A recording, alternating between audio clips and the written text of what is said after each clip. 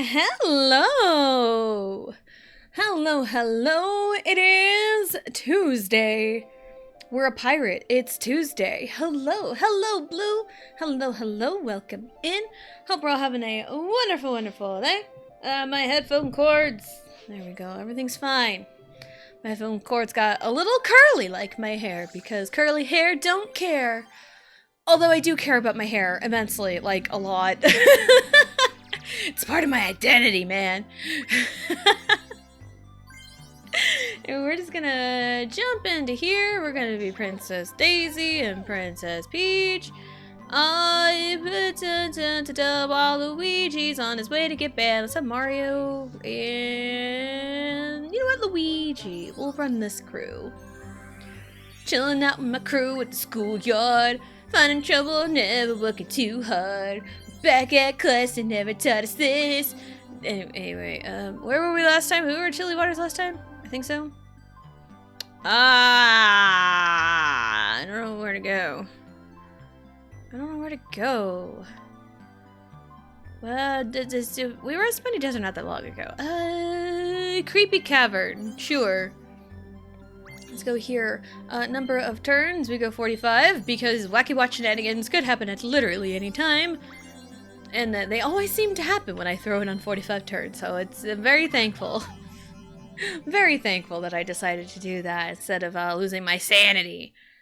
And that's what happened last time we were on Creepy Cavern. There were wacky watch shenanigans. I'm like, no! And I lost my sanity. But don't worry, everything is fine. Everything is fine. Hope everyone is having a wonderful day. I'm just here. I'm vibing. I'm existing. I'm going last because, you know what? Everything's back to normal. Everything is back to normal. Everything is right in the world. I'm going last in a Mario Party board. It is so. It is the way it is written. Alright. Stars over there. Okay. That's not the worst thing in the world. I say, and watch as I roll astronomically low. It'll be fine. Ooh. It's actually really nice today in terms of like weather. The wind's kind of, it's a normal wind. I saw it was supposed to be like a high of like 80 degrees today. Again, like several weeks ago, we had Punxsutawney Phil up in Pennsylvania. He saw his shadow, and that means 6 more weeks of winter. Kansas said, hold my beer. Or, there's several things Kansas could have said. They could have said, hold my beer. They could have said, the hell we ain't. The hell we ain't having 6 more weeks of winter. It's not how a Kansan talks, but anyway.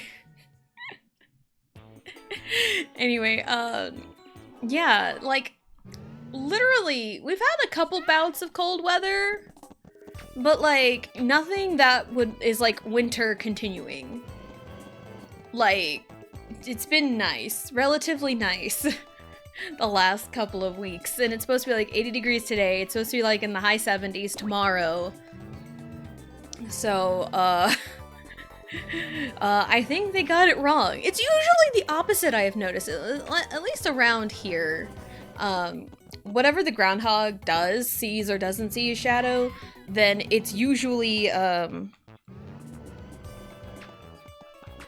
left and right, left and right, left and right, ribbit. It's usually the opposite of whatever the groundhog does. If he sees a shadow, if he doesn't see a shadow, it's usually the opposite here. I want to say, I don't remember if the groundhog saw a shadow or not. The one year we had an extremely cold February, and that was 2021. It was like super duper cold. And I don't remember if the groundhog saw a shadow or not. But usually it's the opposite. Like if he sees a shadow, that means spring is early. If he doesn't, that means winter's still here.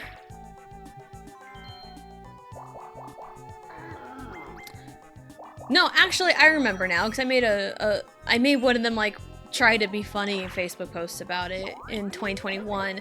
I believe the groundhog did see his shadow in 2021 because I made a joke because 6 weeks from February 2nd would have been my due date with Riley.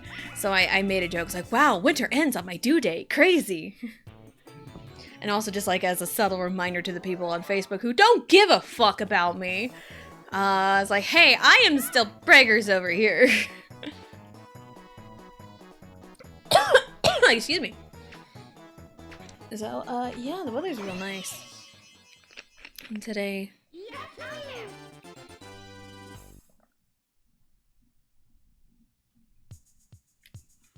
Oh man, I needed that drink. I needed it. I need you, girl. With just go just over here, your hand. I need you, girl. With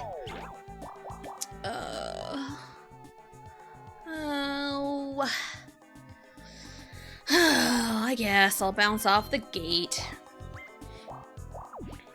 Alright, my turn for an item game. Alright, love that. Dory Dip, okay.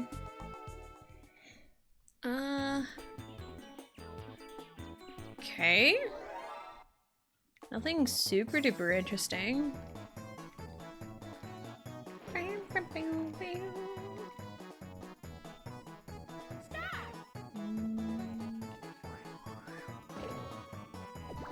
I'll take it. I'll take it. I was trying to go for the skeleton key because I know I'm gonna need one at some point, but that'll work. That'll work. So just kind of thinking about like what has been happening over the weekend, because like whenever we start the week off with like the big long JRPG, I don't really get to talk about like things that happened over the weekend because like I'm so super immersed in the story of like the game that we're playing on Mondays. But a thing that happened over the weekend was the Olympics ended.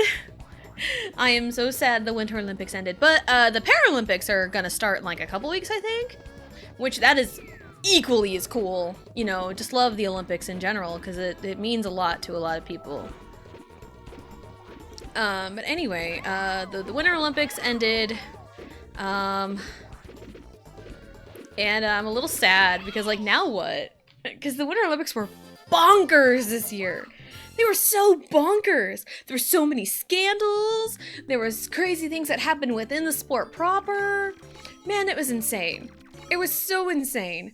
From a gal scamming her own teammate and beating her, to skiers injecting their penises with some kind of thing to make them more aerodynamic, to a literal condom shortage 3 days into the Olympics, to Canada cheating at curling, and the USA beating Canada in hockey twice, both men's and women's, technically 3 times, because the men's hockey didn't play Canada in like the regular play, but the women did. The women beat Canada twice. The men beat them 1 time. It's great. It's great. But yeah, there's like so many freaking scandals, and this Olympics was so nuts. It was so nuts, man. It was crazy. It was insane. But you want a skelly key. Ooh, Luigi's a booba. I should have taken it. It's fine. But yeah, the Olympics were so bonkers, and it's really sad that it's ended. Because the men's ice hockey gold medal game was the penultimate Olympic event. Was the ending. And really crazy, because the men's hockey team hadn't won gold in a long time. It broke a pretty good drought. The last time we even won the gold medal was the Miracle on Ice. That was the last time we won gold, which is crazy. Oh shit. And also, is her name Alyssa or Elisa? I've heard both. I am not exactly sure how she pronounces her name. Elisa Liu, the figure skater, she broke a 24 24-long drought. No, a 24-year-long drought for women's figure skating. Like, she got a gold medal and brought it to the US for the first time since 2002, which is insane. And I watched her routine. She is so good. And her story is pretty crazy too. Because she retired, you know, at the ripe old age of 16, which for, you know, the way the culture is, it's like, I love sports. I love sports. I hate the culture around sports, especially in today's times. It is so super intensive. You see talent for one thing, and parents, it's usually the parents and coaches go like all in on that one thing, and it creates a lot of burnout for all these kids. That's why a lot of here's one thing. A lot of professional athletes will thrive if they played multiple sports as kids. Like, biggest example, Patrick Mahomes, it's obvious with the way he throws a football sometimes. He also played baseball. He was a shortstop, I believe. It's very obvious by the way he sidearms the football. But again, it's very important for kids to play all kinds. Wow, fucking hell. Yeah, it's really important for kids to play all kinds of sports. Like, they may have their favorite, they may have one they're best at, but a lot of sports can create many different skills that can translate into other sports and the ones they're really, really good at and the ones they have the passion for. So, you know, a lot of parents and coaches go all in on the kids for the one sport that they show promise in, and it creates a lot of burnout. So Alyssa was burnt out so bad. She couldn't do anything she wanted to do. She was essentially forced into this, and it's like, she still loved figure skating. She still loved it. But she hated the way she was treated and had to conform to the standards of it all.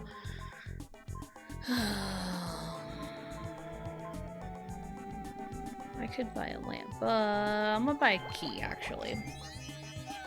But, like, she had to conform to the standards, like the harsh diets, the harsh training regimen. But she retired, went on, you know, kind of soul searching, because she's still young. She was 16 when she took a step back. So after that step back, she's like, you know what? I'm gonna come back, but I'm gonna do it on my terms. And also, I had read, I didn't know this until today, actually, that China tried to poach her. China tried to poach her for their Olympics. And it's not unheard of for, you know, people of, you know, like dual citizenship, or even like different, like, you know, ethnicities or whatever, races, whatever, what have you, to compete for another country for Olympics. You know, it's, you know, it's up to the athlete at the end of the day.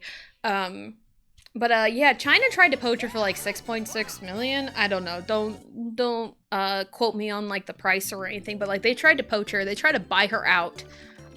And they said no. They said no. And she wanted to represent the United States of America, which that is her, you know, that's her home now. She lives here, and she represents the United States of America. And I think I'd seen that apparently China tried to freaking spy on them. And that's terrifying. That is honestly terrifying.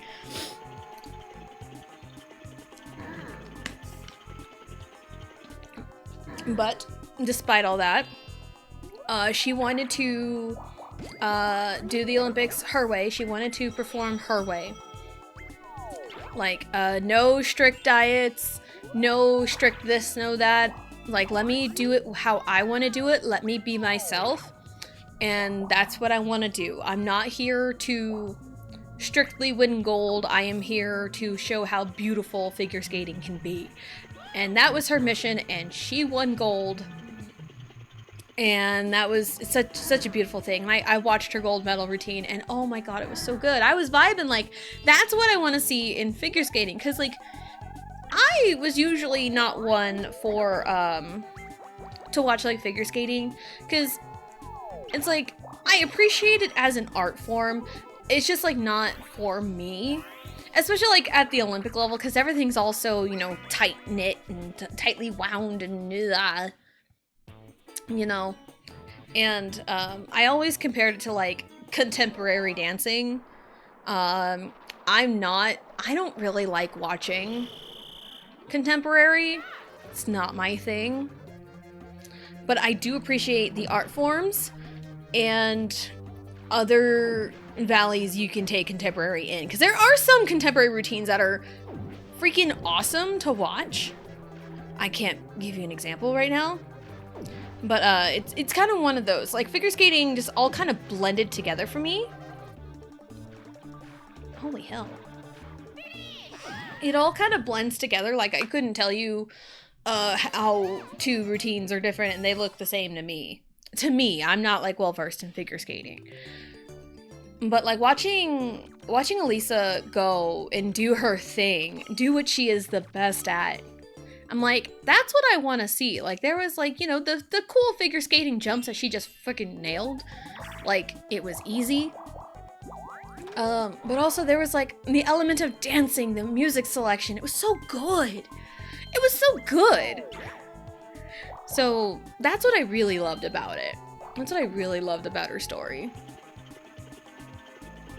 She's just so good. So, yeah, there's that. Also, awesome time to root for female athletes in women's sports. Most of the USA's gold medals came from women. And it just shows you how badass our athletes are, you know? We're really good. It's awesome. It's awesome. Women's hockey absolutely fucking dominated, only allowing 2 goals the entirety of the Olympics. Like, only allowing 2 the entire Olympics is bonkers insane. That goalie is, like, synonymous with a brick wall. Like, she did not let anything get by her. It was crazy. I got a free key. Love that. And also, like, the men's hockey team was pretty good too. And man, I'm sure there are some Canadians that are upset at how their athletes are representing them, because the Olympics, right? That is your time to represent your country.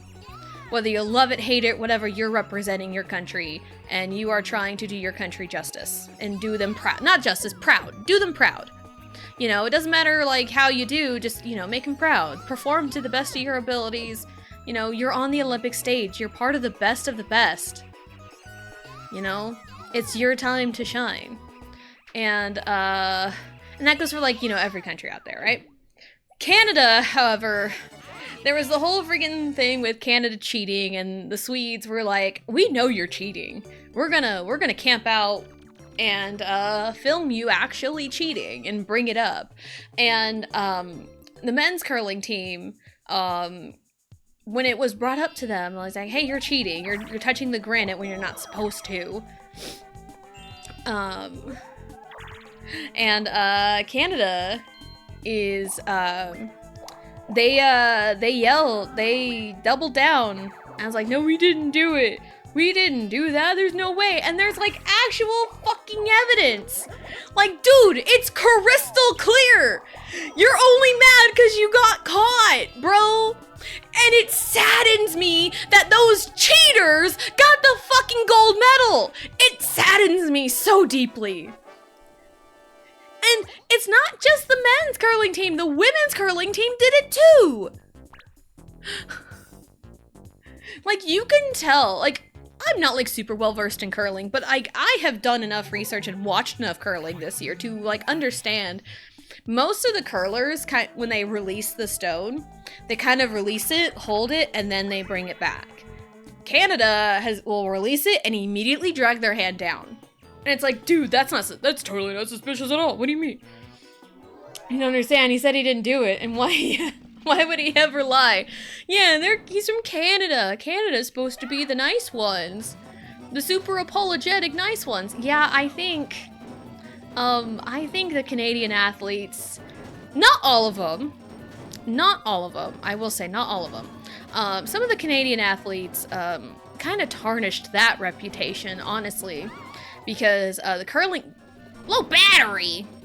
The curling bros kind of did a little bit of hindrance to that reputation by doubling down and saying we didn't do it. And there's like legit evidence of bro touching the stone as it crosses the hog line. There is literal evidence. You cannot make it up. And also, what gets me is the men's hockey team. The men's hockey team. Oh man, it was so funny seeing their reactions. And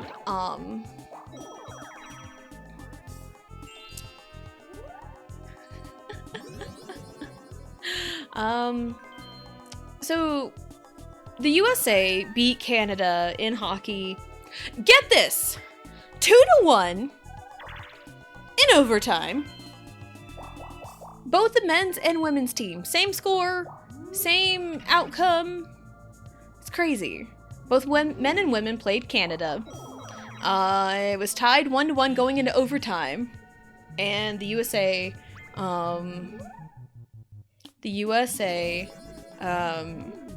beat Canada in overtime. So it's real crazy, the parallels on that. But I've seen Canada go on record to say, we're the better team, and you got silver. Like, bro, you got silver, you lost. The better team is the one who scores the most points, bro. And also, there were several times, we watched, like, most of the game, and it's like, dude, you had several chances to score, and you did not. There was one point where they had a power play time, and they were like 3v5. Canada had 5 men on the ice. The USA had 3. That is like your prime chance to fucking score. They did not score. They could not score. Also, several times,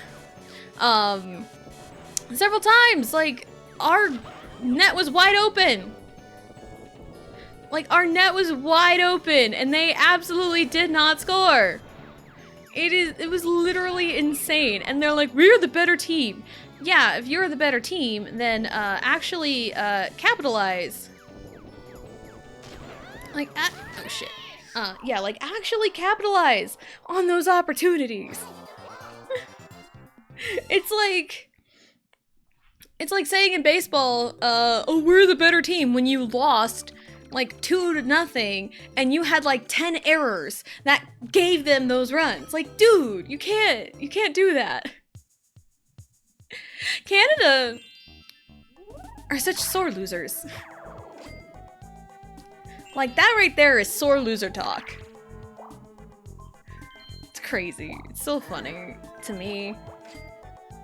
And it's like, you know, there are plenty of good Canadians out there, you know, because, like, you know, the whole world is all nuanced, but like, these are your Olympic athletes coming into the Olympics and representing your country. And this is how they represent your country, by being sore losers and cheaters. Like, if I was a Canadian, I would be so disappointed in my country. I would be so disappointed in those athletes. Like, what are you doing?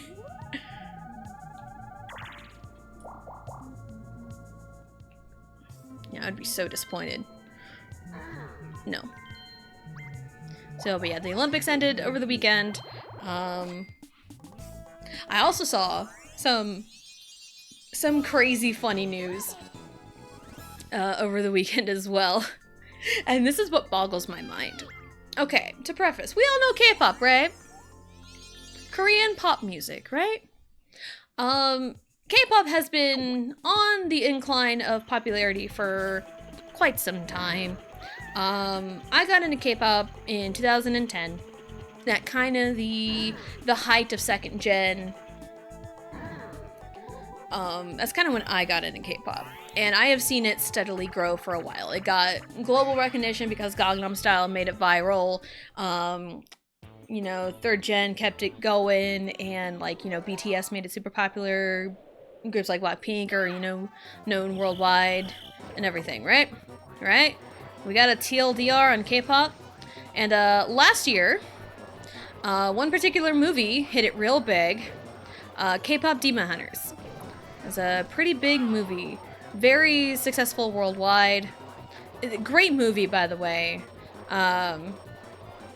Kind of showcases more like, you know, kind of what K-pop is at its roots, and also have like really good values, messages in the story proper, right? And it was really good with the kids, with the music and everything. Kids are singing Golden all the time. With the success of K-pop Demon Hunters, it was both a good and a bad thing. Let me explain. The good part is, brings more eyes to K-pop. I am always cool with more people coming into the K-pop scene, you know, and like discovering all that K-pop has to offer. Like, you know, it's really cool to see that. The bad thing is, from the parents who don't know any better, generalize it to all hell. So there was an event in Belfast, Ireland, about like a K-pop tribute concert. You look up, you know, K-pop tribute concert Belfast, and you'll see like the poster of it, right? If you look at the poster, you will see, like the K-pop tribute songs from BTS, Blackpink, Twice, and also including K-pop Demon Hunters. Cool. Right? All cool. You know, that's a good, like, kind of overall right now, popularity, whatever, right? And I'm sure that it's like, it was also, and more. So there were more than that, but that's just kind of like, hey, the big grabs. Oh, man. There are outraged parents that took their kids to this K-pop tribute concert and were mad that they didn't play like K-pop Demon Hunters. Like, this isn't K-pop. And it 100% was. Like, this isn't good for kids. This isn't safe for our children. And it's like, do you even know what your kids are listening to? By the way, like, do you even know what your kids are listening to? It's like, dude, if you just take 2 seconds to read the damn poster, you will see what all it was. And it's like, yeah, the poster is like, you know, I can understand at face value. Cause like the poster is like a bunch of like animated, you know, an animated K-pop of like nothing, right? It's not even K-pop Demon Hunters on the poster. But like at face value, it's like, oh, it's kind of like K-pop Demon Hunters. I think that's kind of the marketing ploy there. But anyway, these parents are buying the tickets for the shows for their kids, and they go and they're playing nothing from K-pop Demon Hunters. And they're like, what is this? And they're playing like Blackpink and Twice and all that. And it's like, what? I can't help but laugh because like, man, these parents are so dumb. They're calling it a scam because like false advertising, it's a scam. And it's like, dude, again, do you even know what your kids are even listening to? Do you even know? It's like Deadpool and Wolverine all over again. It's like parents buying video game, like rated M for mature games for their 10-year-old. It's giving that. It's like, dude, if you were to just look at it and do the tiniest bit of research, you'll know what to expect. You will know what to expect. It's just so funny that they're calling it a scam, and it's clearly not. You just don't know how to read. Your literacy level is so low, it's below the ground. It is below the ground, catastrophically below the ground. It's insane how we have a freaking literacy crisis, and it's all over. It's all over. And like, I don't even know much about like Marvel movie and Marvel characters, you know. But I do have at least half a brain cell to tell you that Deadpool and Wolverine are not meant for children. At least Deadpool. Like, that's not meant for kids. No. Absolutely not. And it's like, when I was a kid, of course there was like, you know, shit I was, you know, online for and shouldn't have been. I'm sure there were some games I played that I played Mortal Kombat as a kid. You know, I played Mortal Kombat as a kid. But also, as I'm older, like, Mortal Kombat isn't really that bad. Like, for the time, sure, it was pretty gory, but like, when I played it, it really wasn't that bad. But also, as a parent, I recognize, you know, what's good, what's not good for my kids, you know. Again, it takes like half a brain cell to just Google search what it is you're trying to expect.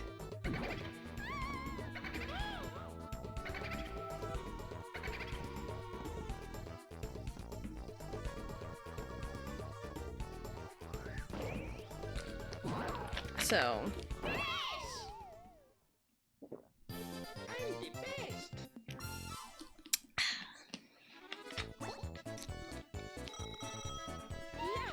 So that was something I saw online, and it was just insane. The whole thing is insane. I never knew that something like that was going to come to, you know, in the K-pop community. But man, I don't think it sets the whole thing. Oh shit! I didn't mean to do that. I didn't mean to do that. I just hit the button. Ugh, I thought there was a text box before that. But yeah, like, I don't think an incident like this sets K-pop back. Because everyone knows that, like, these moms are dumb. These moms are stupid. And it's like, you know what? Yeah, as a mom myself, yeah, I'm calling a spade a spade. These moms are stupid. Like, how do you not know what your kids are doing? Like, in terms of that, like, how do you not know what their interest is? And it's really funny that these moms are talking about K-pop like K-pop is the group itself. Like, this isn't K-pop. What are you doing? What are you playing? Like, they're talking about K-pop as if it's a group and not a whole freaking genre of music. Like, what are we doing here? It's like, again, like, are we not aware of, like, Googling things? Like, what? It just drives me crazy thinking about stuff like that. Hello, Antonia. Hello. Welcome in. Hope you're having a good day. But yeah, I don't think it, like, sets K-pop back. I think it sets parenting back and how moms are perceived. Because, like, again, as a mom, this is stupid. I'm sure as my kids get older, they're going to express interest in things that I probably wouldn't know about.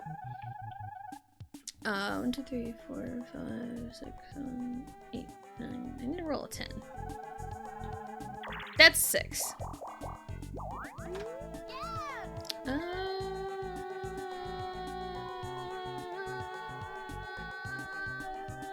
Yep.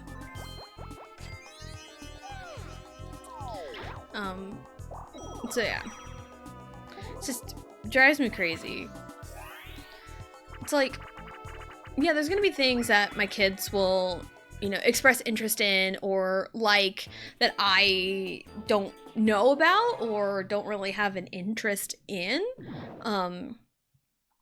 But that's where mom power comes in, that I will have to do my best and support my child in their endeavors. That was rough. So, like, Allie, her favorite sport is basketball. I'm not much, like, I know how to play basketball. I know the basic rules, the basic fundamentals, because I played basketball as a kid. But, like, I don't really like to watch basketball. I couldn't really tell you any of the big names in the NBA. I couldn't really tell you much of anything about, like, basketball, you know, the nitty-gritty stuff. But, like, I will do everything in my power to help, you know, support her in wanting to play basketball for a long time. You know, like, I go to her games. You know, I try to help her where I can. So it's like, yeah. And also it's like, well, what if your kids want to go into, like, ice skating?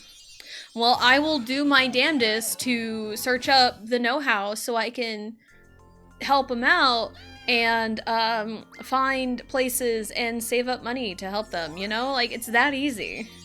It's that easy. Like, it's like, what do they want to do snowboarding? It's like, well, I guess we'll learn together, you know? Like, let's do it. Let's figure out how to get this accomplished.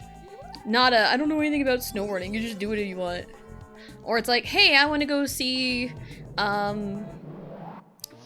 or it's like,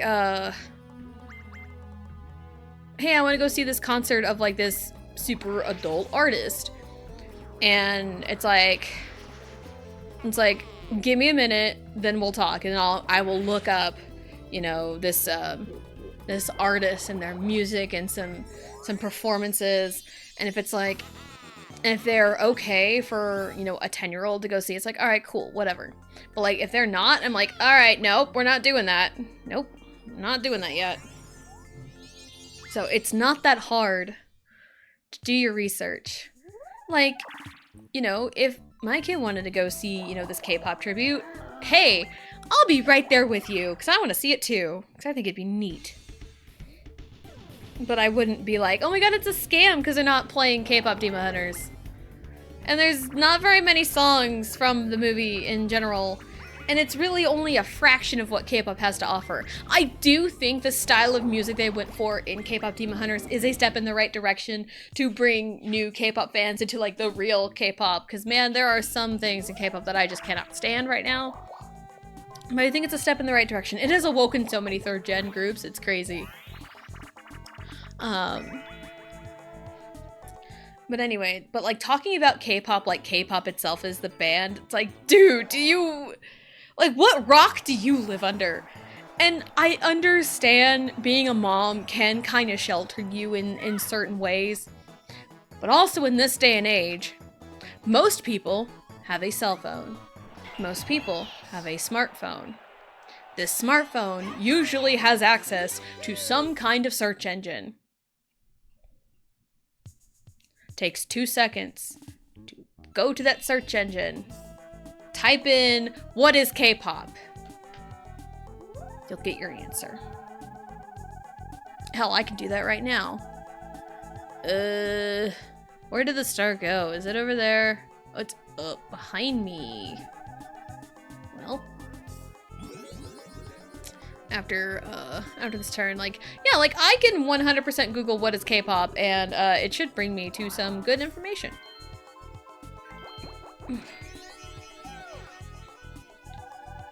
Alright. That way! What's up, Koopa Kid? Do I like to tease? Sure.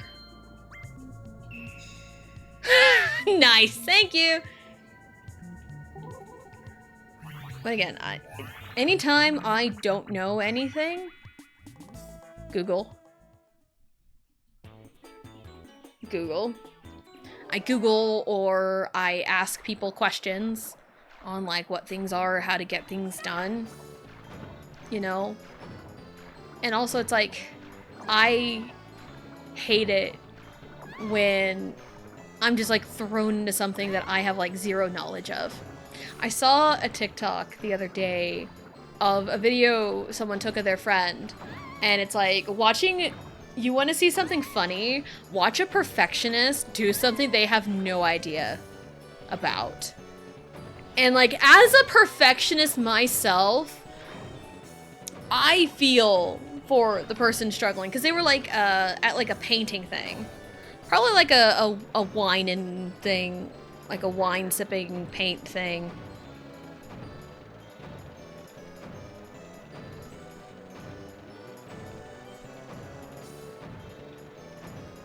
And this gal was like struggling with the paints. And like, you know, there's a lot of comments like kind of laughing about it, and it's like, as a perfectionist, man, I'm kind of cringing just on the way of like, you're really going to make fun of somebody for not knowing how to do something and watching them struggle. Now, again, a lot of things depend on the person themselves, because like, you know, some people are kind of cool with like, you know what, like, I'm just gonna do it. And if I struggle, I struggle. You know, some people are like that. But like, if you're thinking about like a true perfectionist mindset, then that is like the worst thing you can do for them. That is the worst thing you can do for them. Because if someone just like, that's why I think it's a lot of the reason why I tend not to play games blind on stream. Or at least like, I don't have, you know, I don't know what I'm doing type things. I need to have like some semblance of what I'm doing. Like, there's times, like, I've played a bunch of games where it's my first time playing the game, but it's not like my first experience with the game. Because like, oh, I watched a Let's Play on this years ago. Oh, I watched my husband play this game. It's my first time playing the game, you know, like stuff like that, where I have like some kind of semblance of things going on. But like, I very rarely, I can think of 2 games I have played on stream since I started streaming that I have played completely blind, have no idea on the story, gameplay, whatever. And that was the Splatoon 3 single player and Banjo-Tooie. Those are the 2 games I've played completely blind. No other assistance or help at all. Yeah.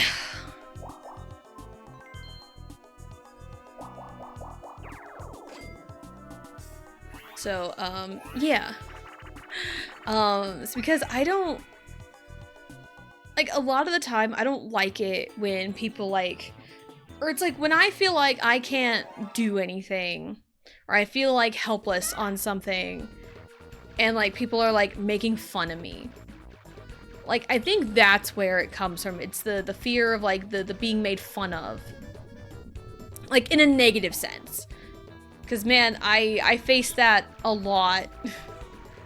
It's like, I don't raise my hand in class if I am not 100% sure of the answer. And I hate teachers that will call on me even when I'm not raising my hand. I hate that so much. Hello, DA. Hello, hello. Welcome in. Hope you're having a good day. So yeah, I'm one of those, like, unless I'm like 100% confident in my answer, I will not voluntarily raise my hand to answer the question in class.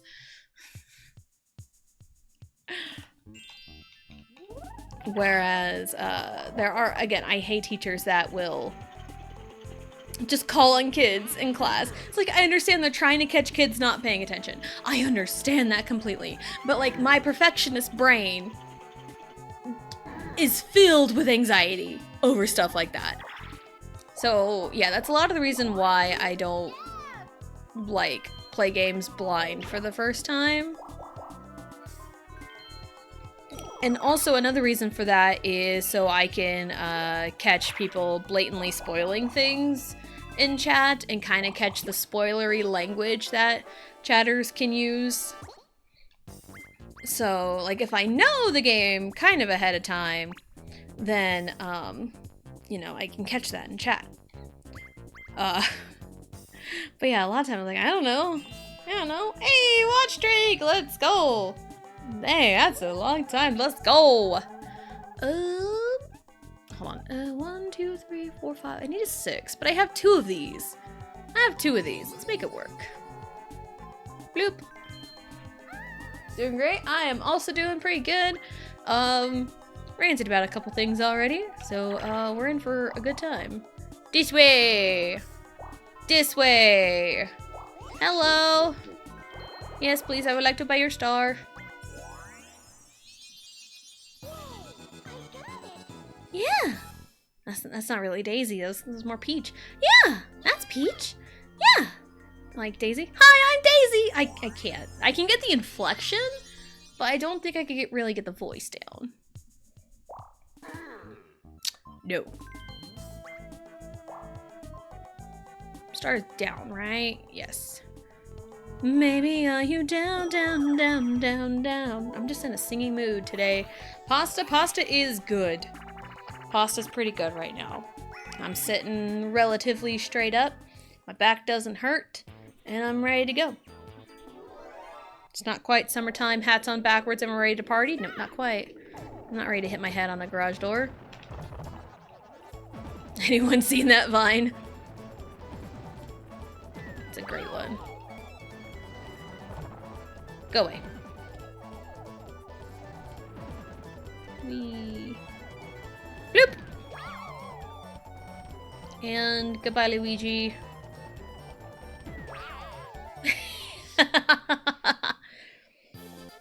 Yeah, my being a perfectionist has been my greatest asset and greatest detriment.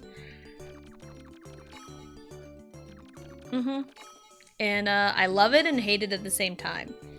And there's times where it's like I need to just let go and just leave it be. But then the other half is like, nope, you gotta keep going.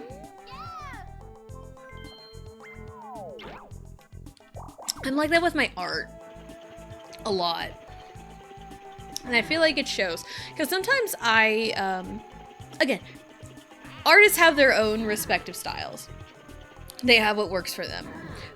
For me, it's like I do want to like try more styles. Like for me, if I look at pieces I've done when I was like younger, or even like 5, 6, 7 years ago, there's parts where it's like, oh my god, what are these lines? Like, I've gotten used to cleaning up my lines. Unless it's like super intentionally sketchy, but usually like the first pass is usually like a super duper clean line.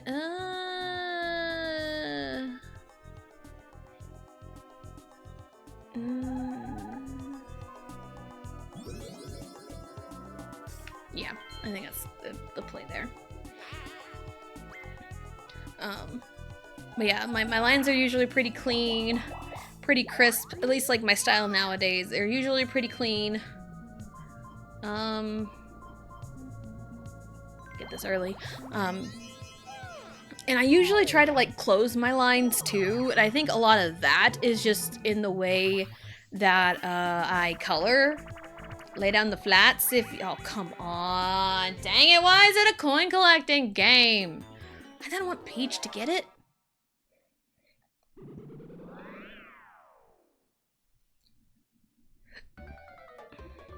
And so it's like, yeah, I usually like close my lines and no,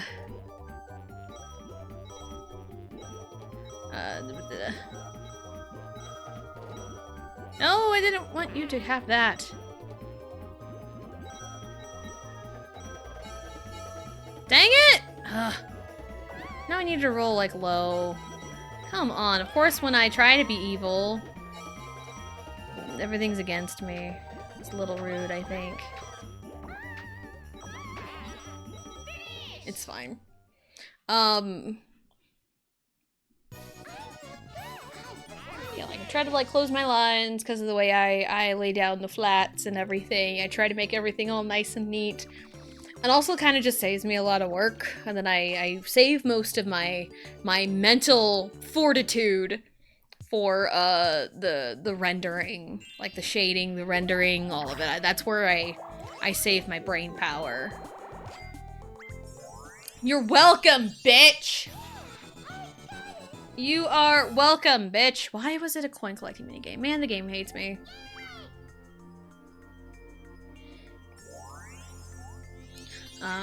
But there are times where I have done a quote-unquote messy style, and I usually have my lines closed anyway when I do the flats, because I have, to preface, I have, for a few years, I have made a calendar for my family for like, I think like a few years. I stopped doing it several years ago because I felt no one gave a crap about it. Anyway, that's a whole different story. So I made a calendar for my family. I'm a mess, mess, mess, mess, mess, mess, mess. I'm a mess in distress, but we're still the best. Dress fearless, say yes, we don't dress to them. Without fail, there's always a wacky watch every time I freaking go 45. Like, are you serious? Oh, man. Man. That way. Anywho. Yeah, there's a family calendar that I made. You know, I've made for my family for several years. There was one year where, I think this was the last calendar I even made, too. I had a theme for this calendar, and the theme was video games. The theme was video games, and for each month, I was like level 1, level 2, level 3. Like level 1 is January, 2 is February, just whatever month. Like level 9 is September, because, you know, September is the 9th month. And I think it was April, the one I did it for. I did Mario Strikers. I did Mario Strikers.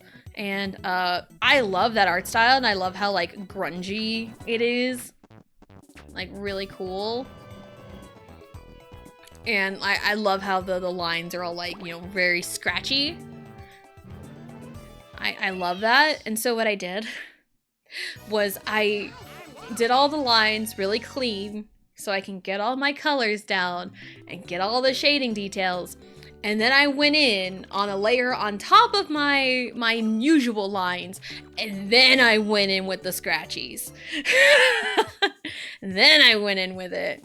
So, like, if I'm going to do something messy, I'm going to do it clean first, and then I'm gonna make it messy. It's like, my sketches are also kind of relatively messy-ish, but there's times where I'm like, I don't even know what I'm looking at. When I look at my sketch, it's just too messy for me.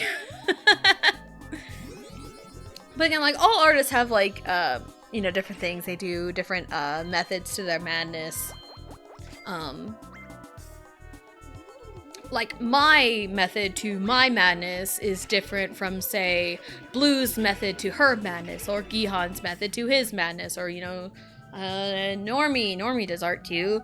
Just kind of thinking of, like, artists I know off the top of my head. You know, everyone has a method to the madness, and like mine is probably vastly different from someone else's. It may actually be kind of similar. Who knows? Who knows? You do art. Yes, I also do art. I'm talking about like me compared to other people. Because, like, you know, again, my method to the madness is different from someone else's method to the madness, and that is okay.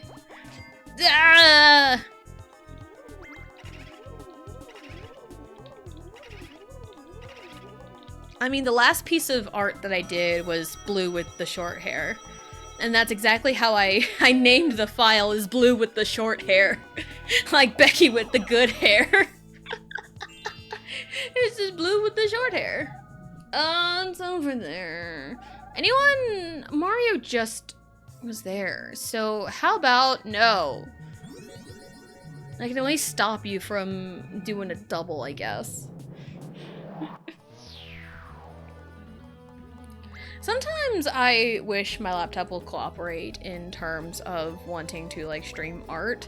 Because I remember I tried to do an art stream a couple years ago, because it was a sub goal that I would, like, make new costume changes on stream, and I just couldn't get anything to work. Because my laptop was super laggy anytime I tried anything. and it was just kind of a pain. And so, so it would be kind of fun to do like some just silly little art things. So, I mean, that's how I started, because my setup wasn't super extensive when I first started. So it's probably how I've managed to, because like my layout in the very, very, very beginning, was just like a bar on the bottom and like a little tiny Tessa in the corner, and the bar on the bottom was just like all my socials. Now I upgraded it a lot. I have alerts and redeems and everything, so it's a little bit more extensive. Goomba Koopa Boo. Goomba Koopa Boo. Goomba Koopa Boo. Goomba Koopa Boo. Goomba Koopa Boo. Goomba Koopa Boo. Goomba Koopa Boo. Goomba Koopa Boo. So yeah, it's like the stream itself has upgraded, my hardware has not. Unfortunately. Working on that. Trying to anyway, I hope. Goomba Boo Koopa. Goomba Koopa. Goomba Boo. Koopa Goomba Koopa. Goomba Boo. Koopa Goomba Koopa. Goomba Boo. Koopa Goomba Koopa. Third is the middle. Be Koopa.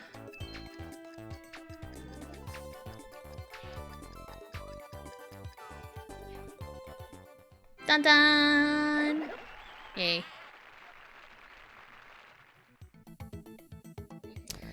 Goomba Boo Koopa! Goomba Koopa Boo! Goomba Boo Koopa! Goomba Koopa Boo! Goomba Boo Koopa! Goomba Koopa Boo! Goomba Boo Koopa! Goomba Koopa Boo! Goomba Boo Koopa! Goomba Koopa Boo! 6 from the left is first from the right. It's Boo. Wait, no! Goomba. I'm glad I fixed it. Food as an alert. Why? Why would I have that? Why would I have that? I don't. Closest thing I can think of to anyone having a food alert is Blue, and she has treats. She has a treat alert. Not alert, but like a redeem. She has a treat redeem. I have like no food alerts. Bum bum pow.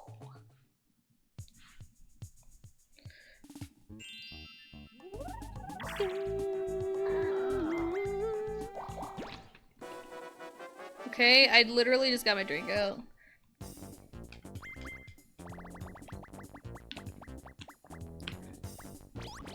Okay. We've had a lot of battle minigames that people land on and it's just like 0. It's like, bruh. Ah, a little squished in. Okay, good. I can just set my controller down and everything will be alright. And everything's gonna be alright. Nesu gonna come and kiss me. I just keep on chasing that feeling. I'm gotcha. Nailed to leave me. I just keep on chasing that feeling. Chasing that feeling. Chasing that feeling. It's all I know. It's all I know. Anyway, that's my favorite TXT song. BT Dubs. It's called Chasing That Feeling. It's my favorite TXT song. Anyway, I get carried away. I'm just in a singing mood today, I guess. Because when I came home from dropping off Riley, I had my music going and I was just like singing, man. Sometimes you're just in a singing mood. You know, and you just can't fight the vibes. Don't fight the vibes or the vibes will fight you. Remember this.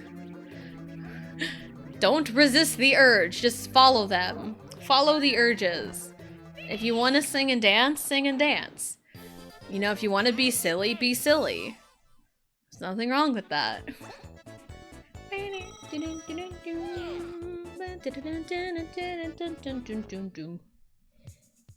Yeah. Although there are a lot of times where I struggle with wanting to follow the vibes. Like, I am also the type to just like bottle everything up and it just explodes. when it gets too much, and it's not healthy. And I'm aware that it's not healthy. I am painfully aware of my flaws, but that's okay. I say it's okay, but it's really not. It's fine. But, you know, again, good rules to follow. If you want to be silly, be silly. If you want to follow the vibes, follow the vibes, you know? Just don't be mean about it. That's all I ask. Get some food? You're hungry?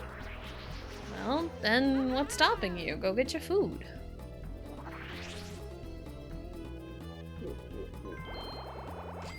Alright, where... Okay, this is kind of crazy right now. All over there? What? I am not stopping you! You're the one that voluntarily comes into here. You are in my domain. I am giving you permission to leave to go get food.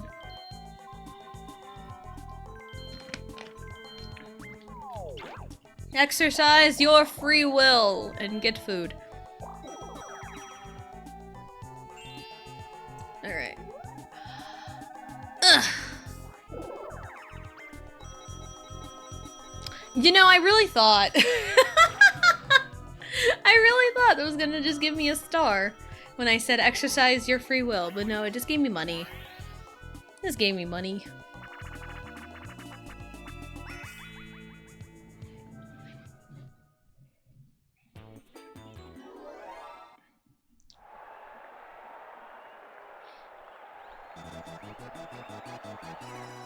Just vibing. Don't worry about it, everything's fine.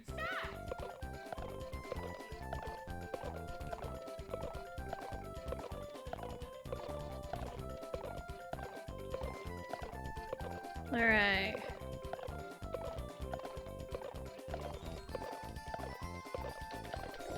Oh, I timed that right.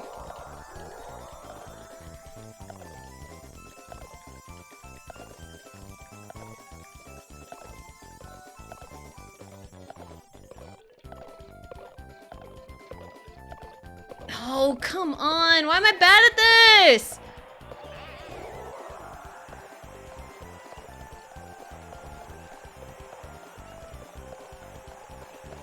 How did I still win that?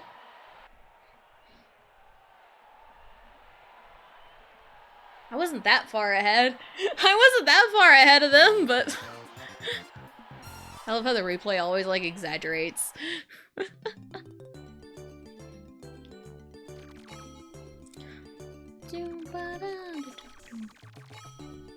Also, good life lesson. It's like, yes.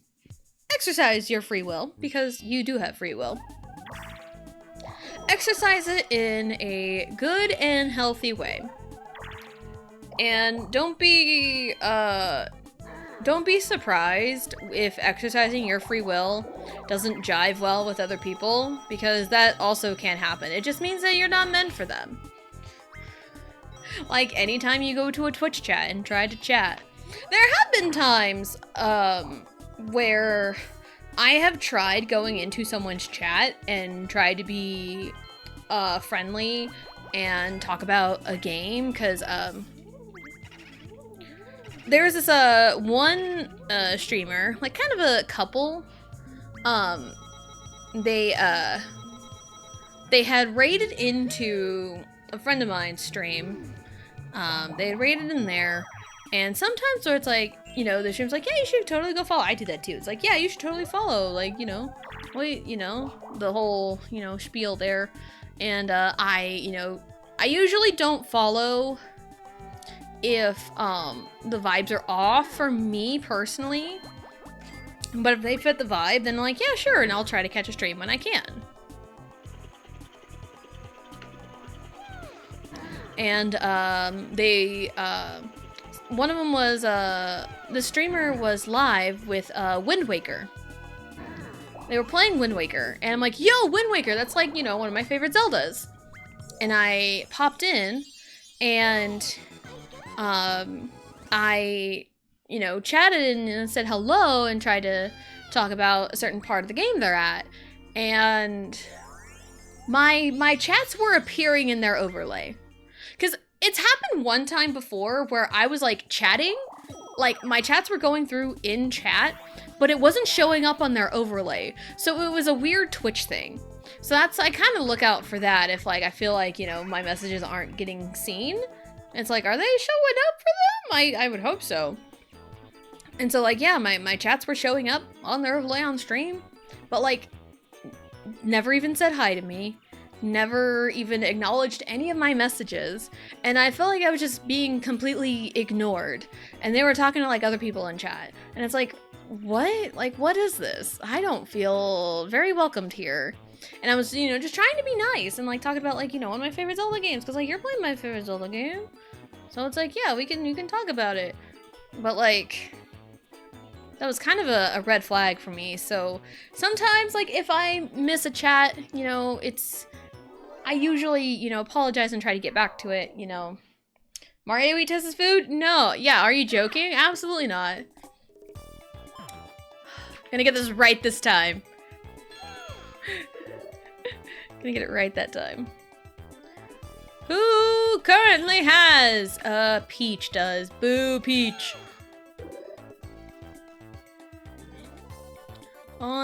There's 3 of them. I did it. And so yeah, like if I miss someone's chats here and there, then, you know, like I'm a human. I'm not perfect, you know, but there have been times where like I've been a chatter, tried to chat in someone's chat. And also it's like, I think this was also at the time where like the first time chatter banner appears for the streamer. So like if someone is like brand new to someone's stream, it'll show you first time chatter. It'll also show you who comes in with the raids and everything. And so it'll show you a banner for a new chatter. And I was a new chatter, and I think it was around that time. And my messages got completely ignored. So it's like, ouch. So I think I unfollowed right after that, because like I thought, you know, I really thought they passed my vibe check. I really did. And turns out, no. Apparently not. It's like, I don't know if I really did anything wrong or not, but I mean, it's whatever. It wasn't meant for that person. It wasn't meant for that streamer. And, you know, there's also other times where like someone comes in hot into my chat with some like weird shit. Or like, you know, I get unfollows. People unfollow from time to time. It's, you know, nothing weird, you know, it happens all the time. People come, people go, people, you know, come and stay for a long time. People come and leave after like a week. You know, it's whatever. People come and people go. That's just how life is. So I try not to fret too much about people coming and going, because like again, I do have this bot that keeps track of people who unfollow, so it helps me mentally to know like who follows, unfollows, you know. And also it's like confirms suspicions as well. But it's also really sad to see some people unfollow that have been around for a long time, because that's happened a couple times where it's like, man, you were around for a while and you unfollowed me. I don't know what I did, but you know what? I wish you well, you know? Like, I don't wish harm on anyone. Like, I wish for success for most people, you know? But it's like, it does kind of suck seeing some people that have been here for a while go just kind of on their own volition and not because of anything malicious. So, yeah. I got banned by a streamer and still never knew what I did. Yeah. I mean, granted, I kind of half-assed maybe know what I did. I've been banned in like 2 streams. One of them I got unbanned in because it was drama. There was a lot of drama that happened in this kind of triangle of events that happened. But I'm unbanned in another streamer's chat. But I think I am To my own knowledge, I am actively banned in one chat. To my own personal knowledge. Where's the star? All the way over there. Okay. 1, 2, 3, 4, 5, 6, 7, 8. Okay. That way. Yeah, to my knowledge, I'm banned in one person chat, and again, it's one of those, it's like, I know the who, what, when, where, and why. Or at least I know the who, the what, the when, and where. I still am kind of iffy on the why. I still am a little iffy on the why. But I've come to terms with it. I have an inkling as to why. Again, I just kind of go into the basis of my knowledge to try to figure it out. It's fine. I'm not gonna spend my whole life trying to figure out what I did wrong, you know, because like I do that in my everyday life, and it gets to a point where it can be a little detriment to my health because I worry too much about it. But it's one of those just kind of move on type things, so. I'm so bad at this minigame. Come on, grill power! Happened in 2024, still banned, can't watch any streams. Here's something that I learned from being banned by this person, ex-friend person. Even if you are banned, you can still watch VODs. Again, Twitch being Twitch didn't really do much of anything. Even if you are banned in someone's chat, you can still go to their page and watch VODs. You just can't actively watch their stream as they are streaming it, as it is live. You can watch VODs, but you can't watch it live. Which again, I don't know who decided that, but there is a toggle from streamers about, because it used to, even if you were banned, you can still watch live, you just couldn't chat. But now there's a toggle of banned chatters being able to watch the stream or not. Most people probably have that toggle on. I do. So if someone gets banned, they can't watch anymore, at least live. But you can still watch VODs if you are banned. I made a mistake.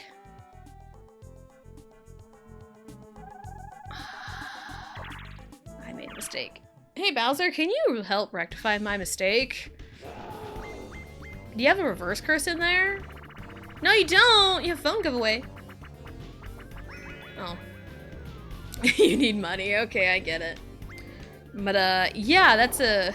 And the reason why I know this is, for one, my mind doesn't shut up sometimes, and for two, I think I had knew that fact before about watching VODs even if you're banned. But also, here's the kicker: even if you are blocked by a person, blocked and banned, you can still watch VODs. And the only reason why I know that part is I have a certain thing that is banned in my chat, and I wanted to figure out what it is I needed to do to get a certain like phrase banned in chat, and I needed to look it up through this person's stream, and I did it through the VODs. So yeah, that was really it.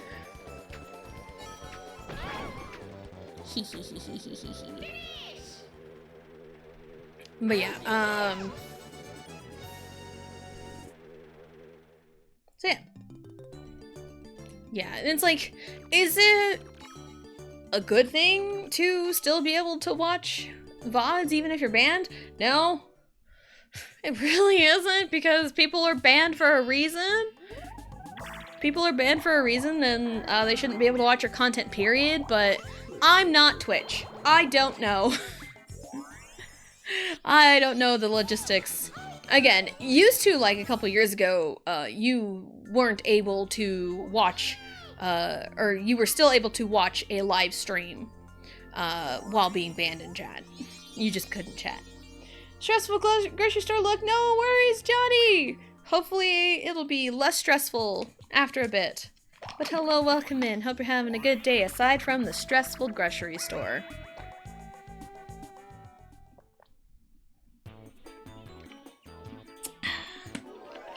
Tessa is not John Twitch. I am not. Unfortunately, if it were up to me,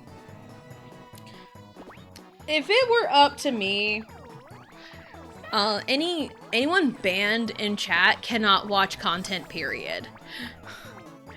But I don't believe there is a toggle for that yet.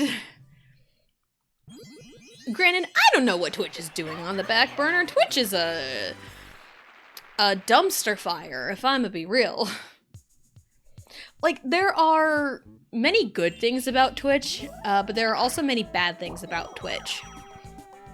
So again, there's pros and cons to literally everything.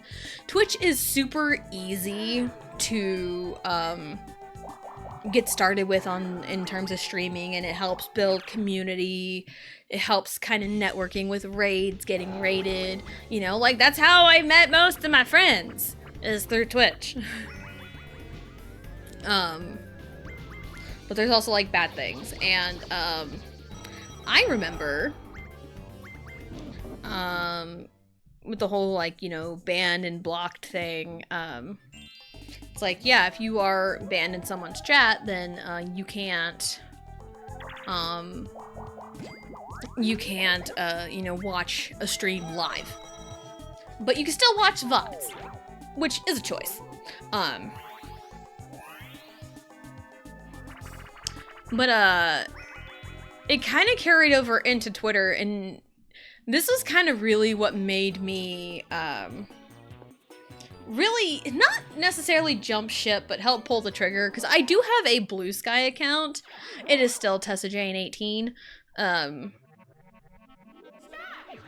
But I don't really post on it much. I pop in occasionally. I don't post on it too often. But I do have one. And the thing that really got me to, you know, work on it was Twitter had implemented a feature in regards to blocking, where anyone blocked can still see your tweets. And that was a big no for me. That was a big no for me, because, like, what's the point of blocking someone if they can still see your content? Like, what's the point? Like, blocking someone means they cannot do anything with you, period. So why should I... Like, what's the point of me blocking someone in hopes they don't see my content if, you know, if the other person's obsessive enough to, like, keep checking my stuff and looking at my stuff? You know? Like, I worry about that sometimes, because I'm a little afraid to pull the trigger on a couple people, because I know it's gonna mean shit. You know? Like, I worry a lot, because, like, some people are up my ass about things that I post, and it's like, I don't want you to see my stuff. But, like, if I block them, they're gonna know I blocked them, because they can't interact with my tweets. They can't interact with it, but they can still see it, so they still know what I'm up to.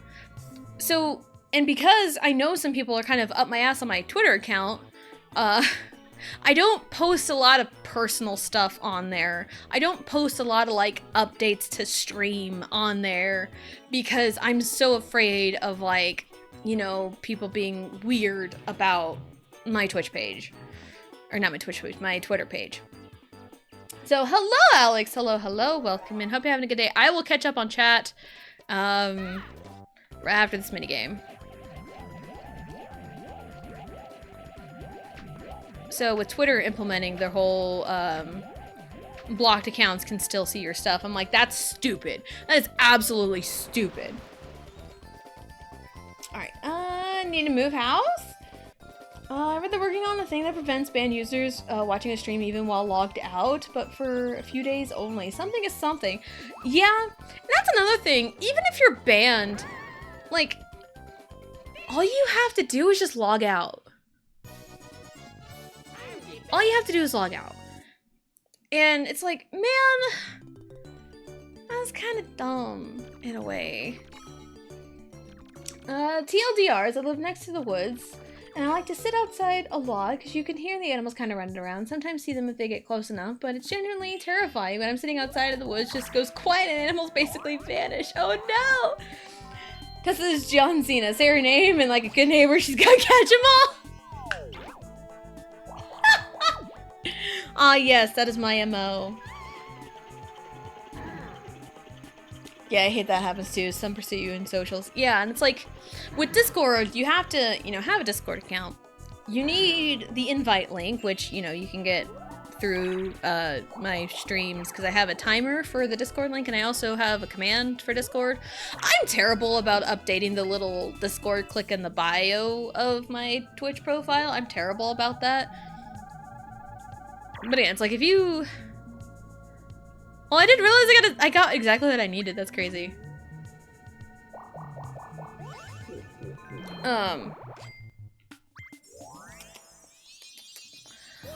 Yeah, it's like, I am more apt to post, like, kind of, like, personal updates and why streams are kind of slow on Discord than, like, Twitter. And, like, I still tweet Go Live on Twitter.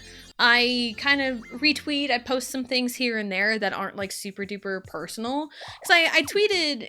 as a quote tweet about like the whole Pokemon Fire Red Leaf Green bullshit happening. I tweeted a little bit about that. I'll tweet about wrestling.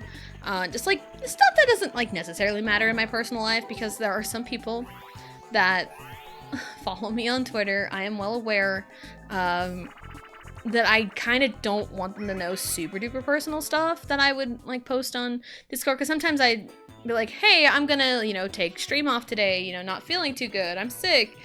Because I know some people will be up my ass about things if I say them on Twitter, so it's fine. Pretty sure with Twitch, made it that you can be banned and still watch person stream, you just can't chat. And yes, hello! Got you back, thank you. It used to be like that. Now, streamers have a toggle of, you can, make a banned chatter not watch live, because it'll give you like a, you can't watch, you're banned. Or like, you're actively banned in this chat. But you can still watch VODs. That's like the one bad thing, is you can still watch VODs if you are banned. I know this because I, had to do some digging on a thing I needed to ban in my chat from this other person's chat that I'm banned in. But you can still watch VODs even if you're banned in their chat, which is, again, really stupid. You shouldn't be able to do that.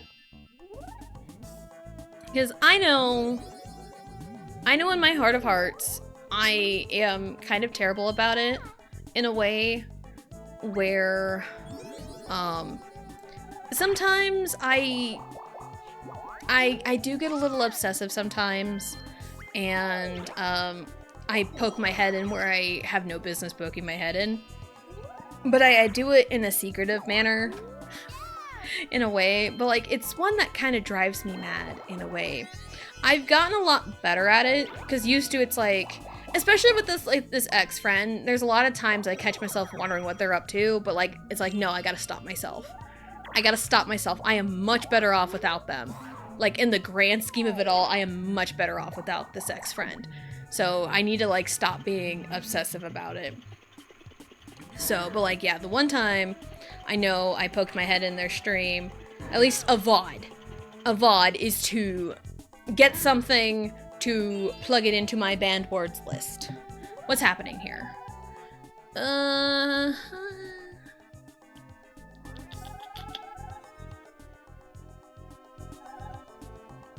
Hold on, what? Okay, we're good.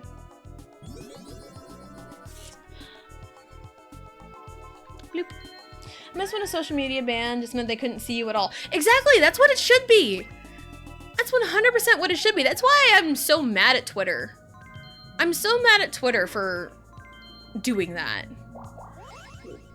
And like, Twitter is a cesspool anyway.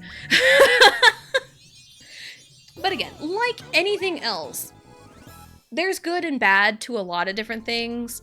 The good thing about Twitter is sometimes I get a lot of my information from like various tweets I can kind of get what the people are talking about, and I know there's a lot of bots and bullshit going on.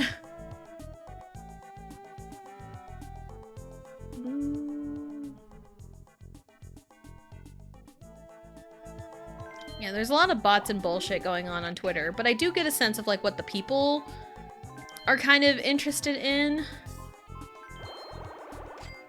You know, that's kind of like the gist of what I know, and just kind of get like the voice of the people generally. And anytime I give out any information whatsoever that I know, I will preface where I found the source. And it's like, yeah, I saw a tweet one time about so-and-so. Or it's like, I found a tweet about XYZ. You know, that's usually where I get my information, but like they changed the blocking thing on Twitter, and it's like stupid. Because why? Because there's plenty of people that I would love to block, because I don't want them seeing my stuff, but with the new blocking, it's like, oh, they're gonna see your stuff anyway, and it's like, what's the point? What's the point of a block button if they can still see your stuff? You know?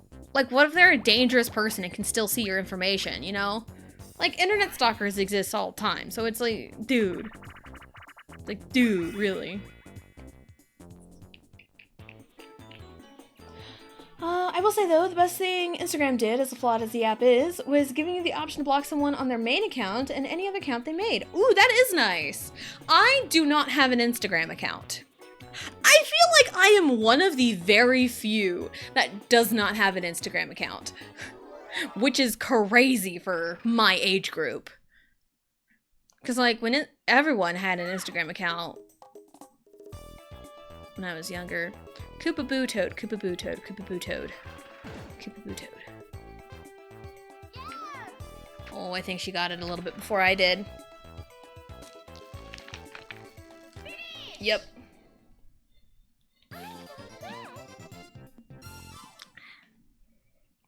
So yeah, I don't have an Instagram account. The only time I've thought about it, a handful of times. And the times I thought about it, if I were to make an Instagram account, it would just be for my art. But I've also heard Instagram is awful nowadays. So I'm like, you know what? I'm kind of glad I didn't jump on the Instagram bandwagon.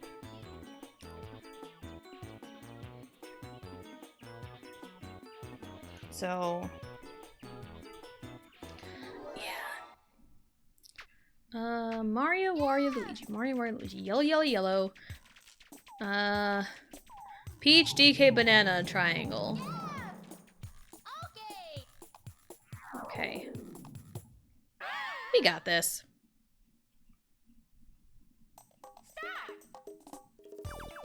Mario. Wario. Luigi. Peach.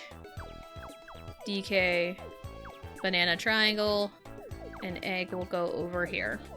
Bloop! Millennials literally carried Insta in the 2010s. What are you doing? All the good trends from like 2014, 2019 came from millennials. Wait, it is millennials, right? I mean, yeah, millennials and kind of like older Gen Z. It's kind of in that time frame.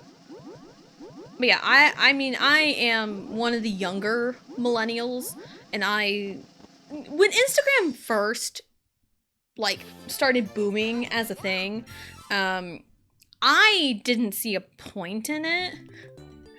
I did not see a point in having an Instagram account when it first came out, and I still do not have one to this day. And I remember I was very wary about TikTok. I think I got my TikTok account in 21? 22? I tried creating a TikTok account in like late 21. But then the first account that I made got banned, and got banned for violating community guidelines, and it would not tell me what guideline I violated. It's like I created my account and I was trying to, you know, it gives you a For You page. It's like, hey, here's some stuff. Let's figure out what you like. Figure out, you know, what the algorithm could give you. And I tried liking some stuff. I tried following some pages, but it would not let me do it. Like, not too long after I created my page. And after doing some digging, I read sometimes, like, it'll flag your account if you like things too fast after creating it. And, like, I think that's stupid. Isn't that, like, the point? Like, isn't that the point of, like, creating an account so you can, you know, like stuff and see videos and stuff? Like, isn't that the point? But yeah, I got, my first account, TessaJane18, got flagged for violating community guidelines, and it would not tell me. And it's like, hey, your account's banned, for violating community guidelines. And it's like, there's nowhere to appeal it. There's nowhere to appeal it, no email to contact, so it was like, I'm just stuck. So that's why I created a second account, a second TikTok account, which is TessaJane718. So that's why my TikTok username is different than the others, is because TikTok is stupid. TikTok is stupid. So I'm sure people have come in and wondered why my TikTok account has a different username than the others do.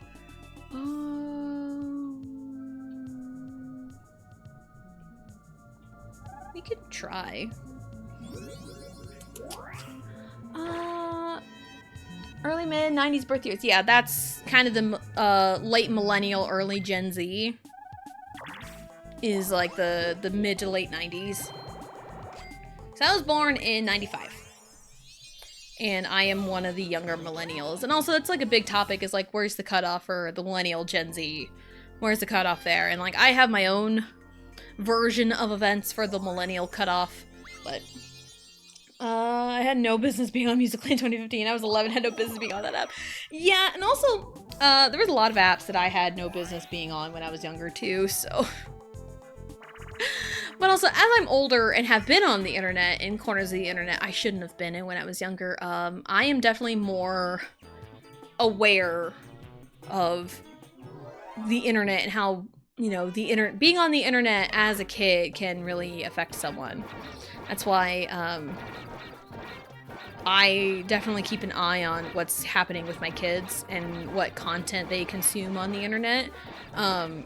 Like, they don't have, like, free access to the internet at home, but, like, there's content that I put on YouTube that I am like, yes, here you go. I trust this creator with my life. At least in terms of showing good, family friendly, because there's, I put up stream VODs on the TV a lot of the time, and I do love these streamers, and the humor and everything is very, like, kind of family friendly. It's one of those, like, the adults will get specific jokes, but, like, it's fun for the kids too. And there's hardly any cuss words, hardly. There's occasional, but, like, they know the difference. So, but, like, I'm not, like, strictly monitoring them, but it's like, hey, you know, if it's, like, real bad, of course I'm gonna step in. And there's a question of the day, say something positive! Because, I've been needing a lot of positivity, so let's get some positivity going. What turn are we on? That's what turn are we on? 29, okay, yeah. I feel like 95, 96 kind of counts as early Gen Z, like 97, 99, because as far as I know, they have very similar childhoods. Here's my take on the millennial Gen Z. In that 95 to 99 range, if you are born in that time frame and you are the youngest or younger of your birth order, then you probably feel more millennial. If you are the oldest child, you probably feel more Gen Z. I was born in 1995. I am the youngest child in my family. And I definitely feel more millennial than Gen Z.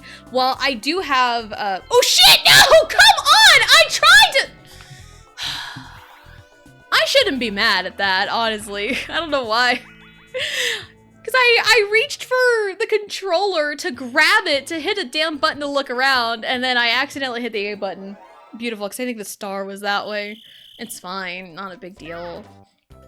Like, I have 8 stars, man. Why am I crying? It's not a big deal. It was just a, what? What do you mean I accidentally hit the button? Oh, come on.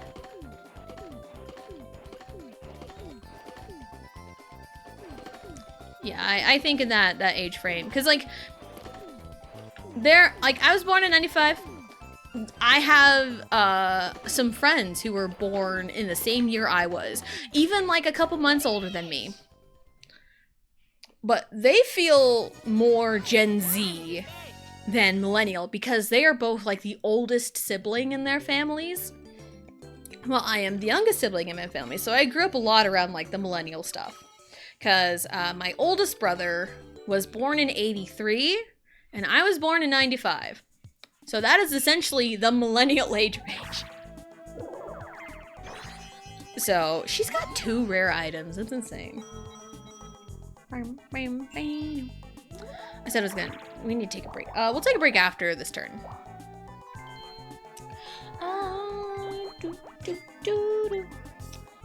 Sister's born in 98 and is the oldest, and she's way more of a Gen Z than a millennial. She's just wait, I read that wrong. I mean, she feels more millennial. Yeah.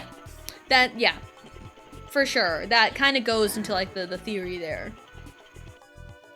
And it's like, it may not be the case for every single family, because I'm sure some oldest child of, you know, an oldest child, you know, feels more millennial. It probably depends on parents as well, and the way your family is raised.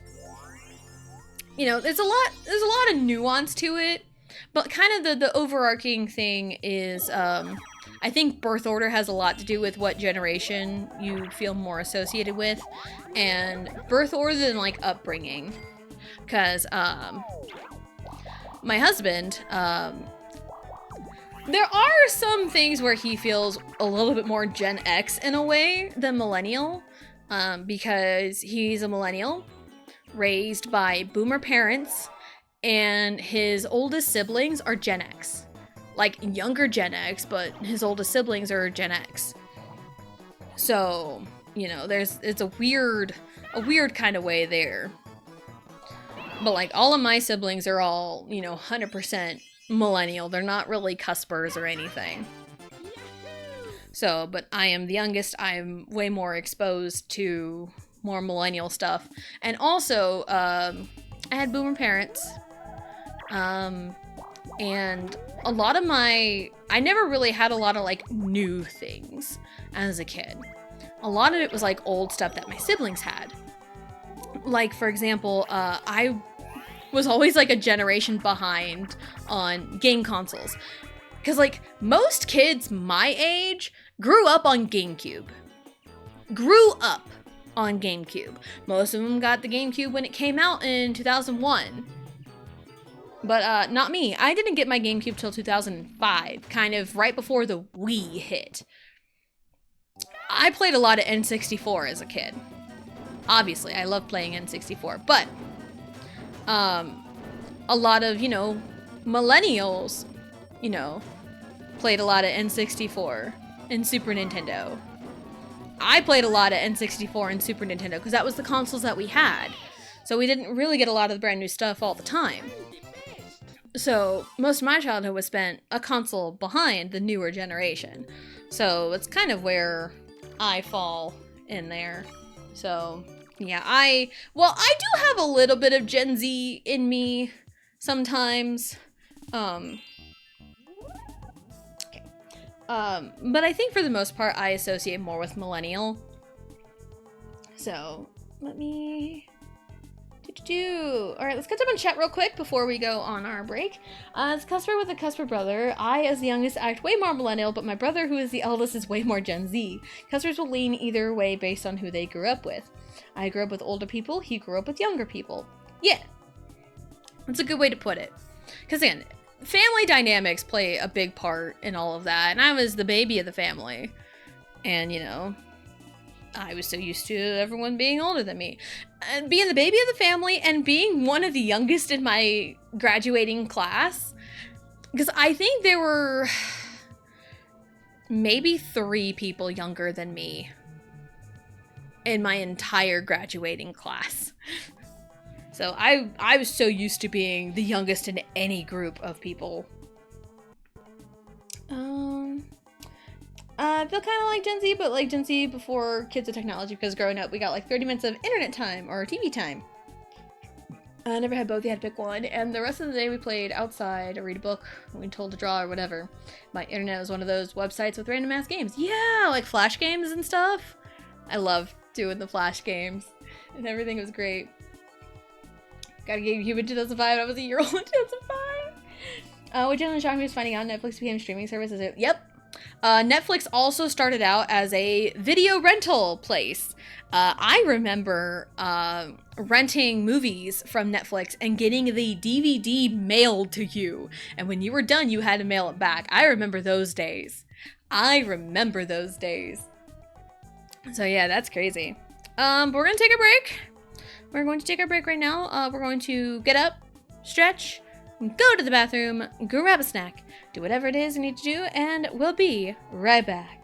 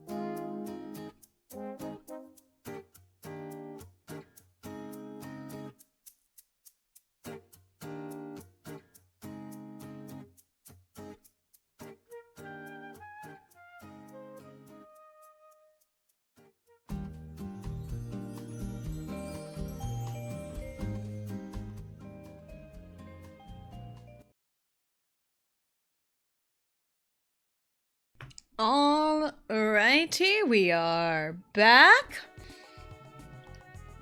Ah, goodness. Hello, Gion. Hello. Welcome in. Hope you're having a good day. Alright, I did see right before I got up, Alex's message in chat about Blockbuster, and yeah, that's kind of what Netflix was. It wasn't like before or after, it was like, you know, during the times. It was like a Blockbuster competitor. We'll go with that. But Blockbuster at best. Yeah. A Blockbuster competitor. Hello, Del Tora! Hello. Welcome in. Hope you're having a good day. I also have a half of a Cosmic Brownie, much like yesterday, but I don't have a cutscene to eat it in, so we'll just have to deal with it. Netflix would mail you the disc. You didn't have to go to a physical location for Blockbuster. Yep, it was convenient. It had the convenience. Where am I going? Oh, this way then. What's up? I love getting this question. Like, are you a picky eater? Well, of course I am. Oh, the warp blocks. Okay, fine. Bye. It's more favorable. Slowly overtook Blockbuster. I feel like people back then were able to see what Netflix became, so they'd keep Blockbuster relevant. What gets worse is Blockbuster is what put family video stores out of business. Yeah. Yep. Like Gihon's family owned.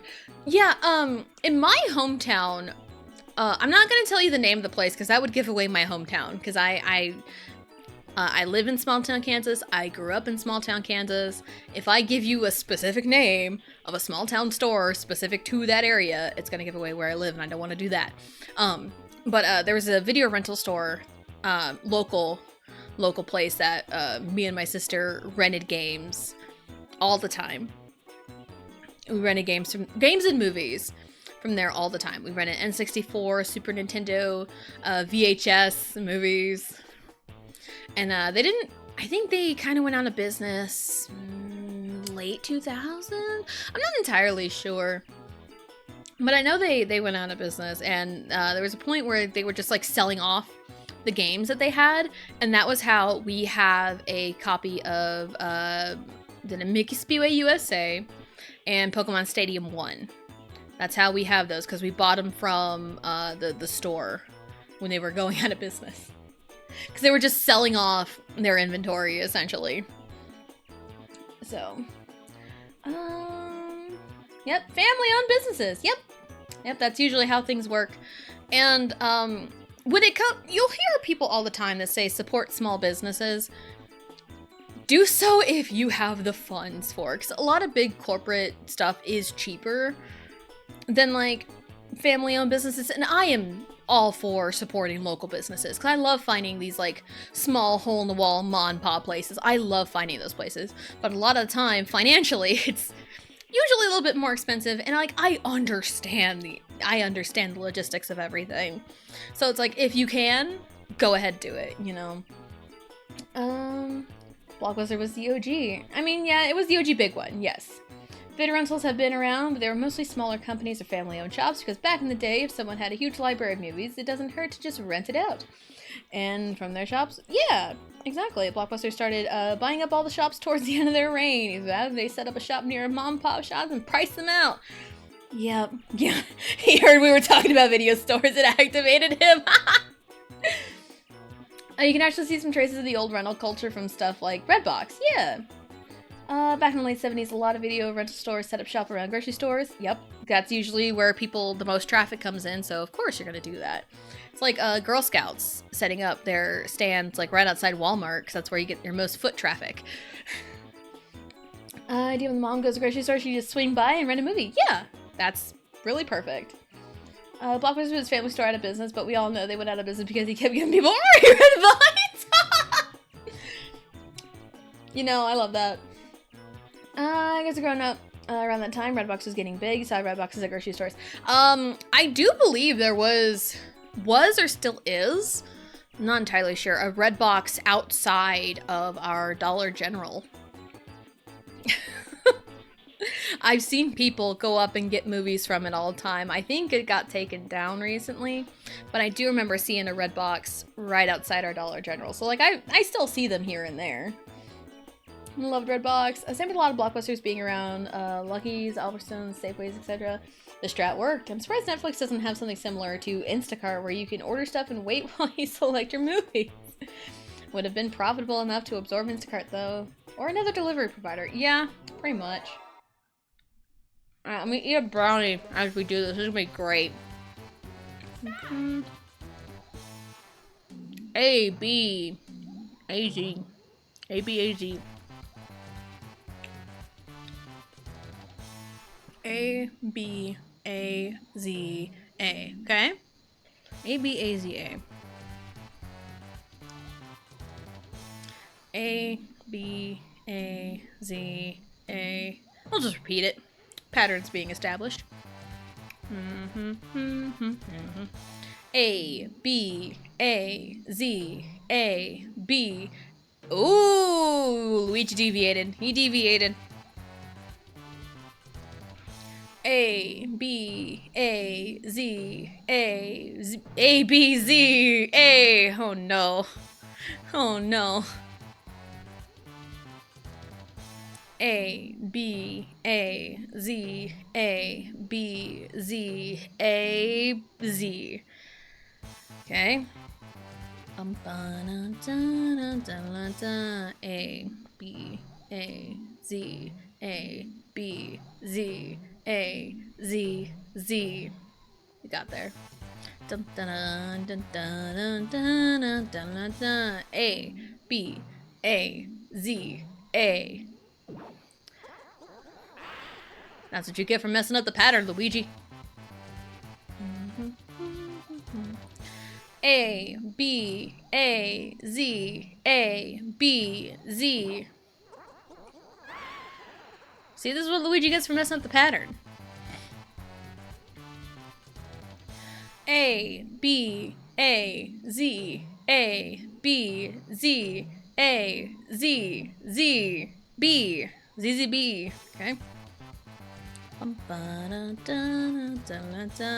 A, B, A, Z, A, B, Z, A, Z, Z, B, B.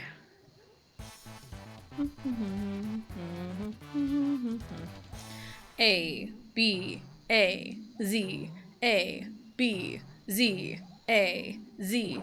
Alright, cool. Awesome. Buy my brownie for victory points.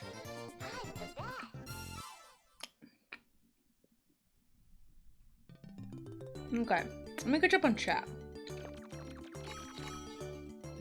As I'm eating my brownie.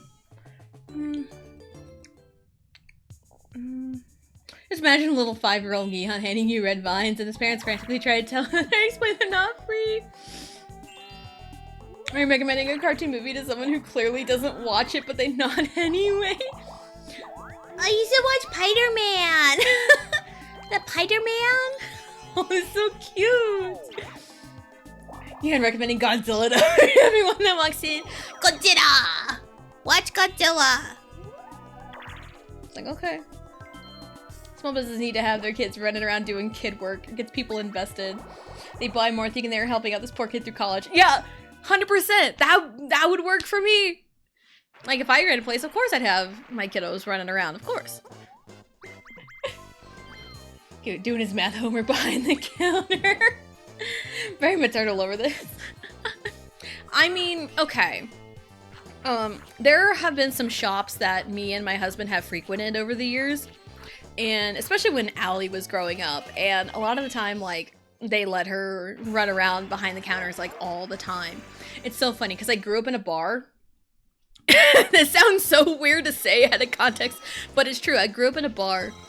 And now that I got older and had my own kid, you know, every time I go to the bar, they loved Allie. They absolutely loved her. They loved her to a point where, like, Allie would be like, I work here now, and would be running around everywhere, helping the bartenders. Oh, it was so funny. It was so funny. Just think of, like, a little 2-year-old running around this bar, helping the bartenders, going back behind the bar. They'd give her like little sprites. Oh, it was so cute. It was so cute. I mean, Allie has gotten many a free thing because she was the cutest. It was so funny.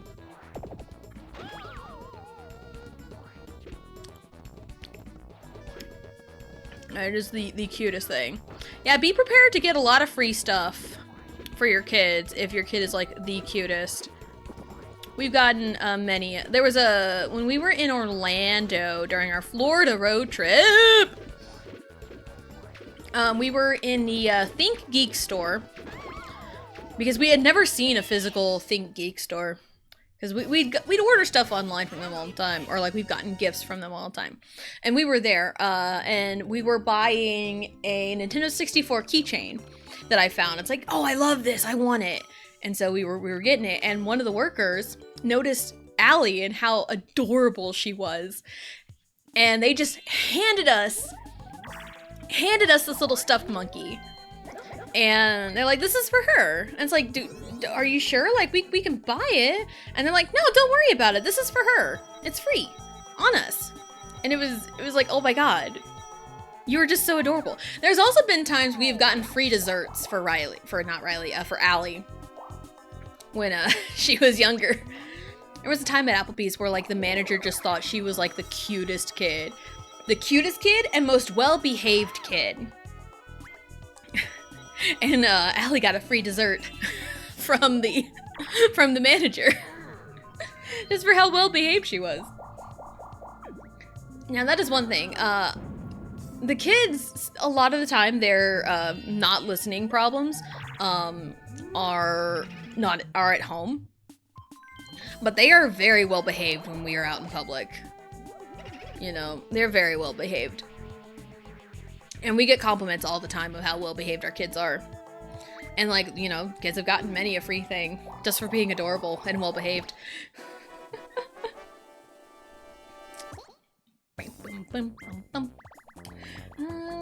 Get a lot of presents from customers. Got a lot of Nerf guns. Yo.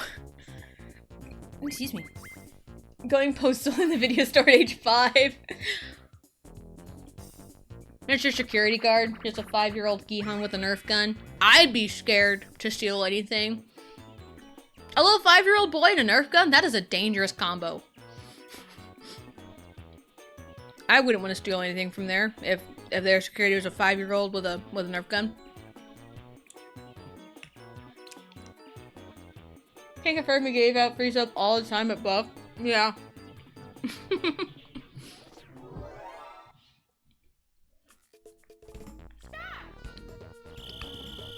I put a big chunk of brownie in my mouth. This is great.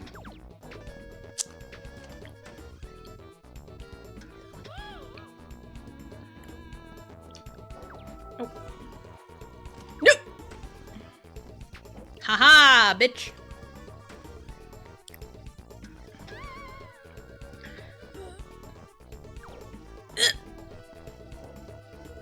Nice.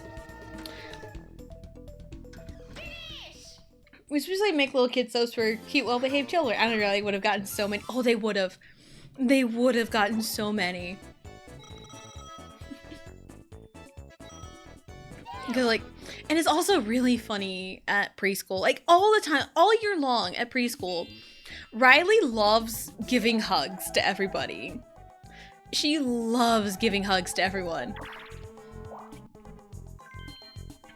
Like, there was, I think at one of her parent-teacher conferences, or, yeah, I think one of the, no, it was like one day, the teacher was talking to me about something when I was picking her up. And it's just like, early on, a lot of the biggest thing with Riley is the stranger danger. And I was told that Riley will go up to like literally anyone and give them hugs. Because there was this older lady walking towards the school and the kids were out at recess and Riley ran up to this lady to give her a hug.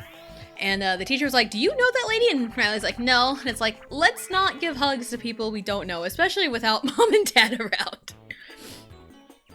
So, but 9 times out of 10, Riley only really hugs women. I have seen Riley hug maybe 2 men that aren't directly related to her. That aren't like a grandpa or a dad or an uncle. So, yeah. And I saw one of those fairly recently. One of her friends in preschool, it was her dad. I think it's because she knew that this guy was her friend's dad. And so she's like, you're my friend's dad. I trust you. But yeah, Riley, like, Allie, both kids don't know a stranger. Allie would just talk your ear off all the time. Talk to literally everybody. There was like maybe 2 people she just did not want to associate with. Just gave up bad vibes. But like Riley will also talk your ear off and try to hug you. Riley loves hugs. But yeah, there's only really like 2 men that I have seen that are not directly related to her that she has given hugs to. A real feminist icon is my child.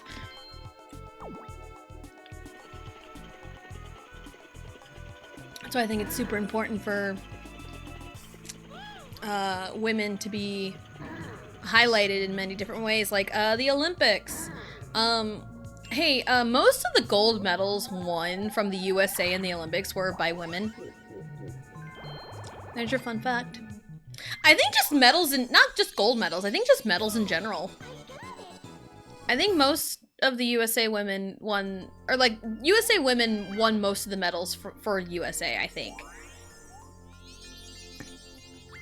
So, yeah. Women's sports. I love it. It's great.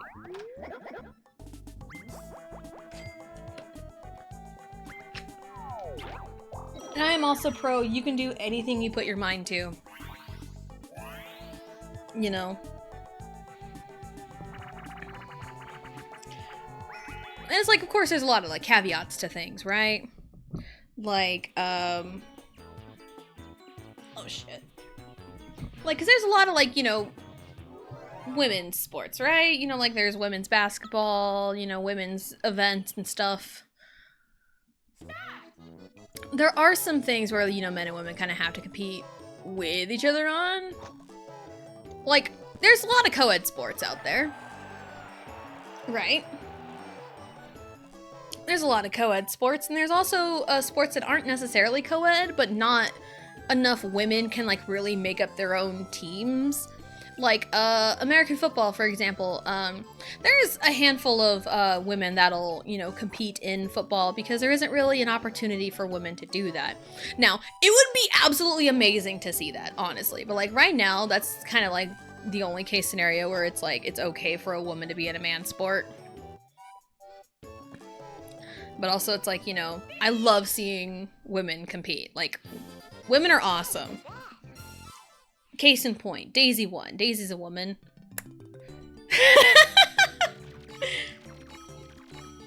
But again, I'm also the mother of 2 girls. So when they're children competing, they're still at the same level physically, but then the puberty hits, and that's when they become different. And that's okay. It's okay to be different. It's okay to be different. That's a big life lesson. It's okay to be different. Maybe I'm just like big into sports. I am big into sports, it's fine. I am sports. That's one of the quotes in chat. It's one of the quotes. That is one of the quotes of all time. I am sports. But like, if you're playing like on a casual level, I don't care if, you know, men and women compete together or just play together. I don't care. Because like, if you're on a super casual level, it doesn't matter because you're playing for fun. But when you start getting like competitive, we need equal footing. I need to get rid of my warp blocks. I don't even know where the star's up there. I need to get rid of my warp blocks. I probably could have used it. It's fine.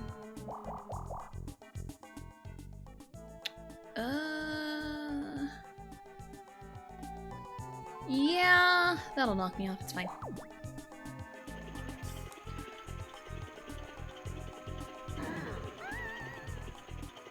But yeah, that's one of my favorite things about the Olympics is watching the women, just like men and women just competing to represent their countries. It's so good.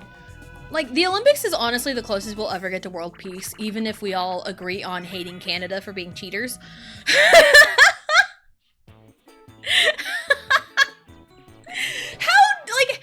Here's the thing, like, how in the hell do you end up cheating in curling?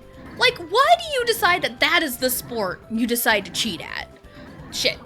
Like, what makes you decide that, yes, curling will be the sport we will bend the rules for? Like, what makes curling the one where you decide that? Like, what do you mean? Yeah, and it's also really crazy that, like, the Olympic Committee did nothing. They did nothing about Canada cheating. They gave him a verbal warning, and that's it. Like, what do you mean? And they continued to do it. They continued to do it even after that verbal warning.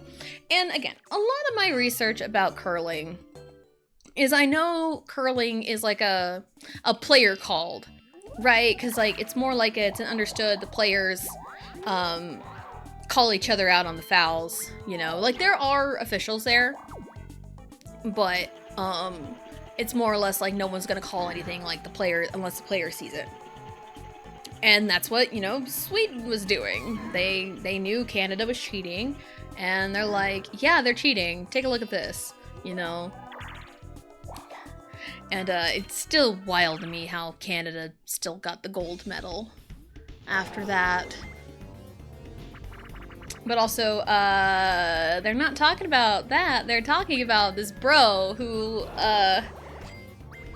in the last game, did like this 360 no-scope on his curling throw.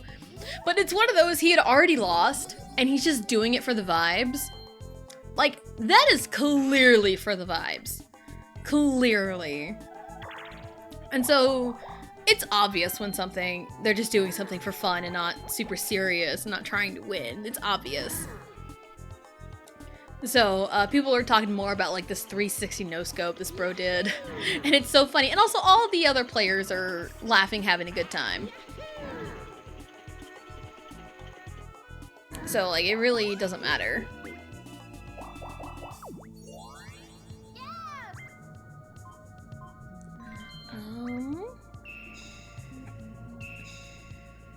So, yeah. And also the fact that Canada just, like, doubled down.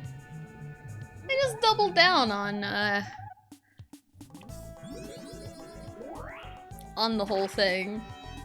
Which is also wild to me. Why would you do that? Okay.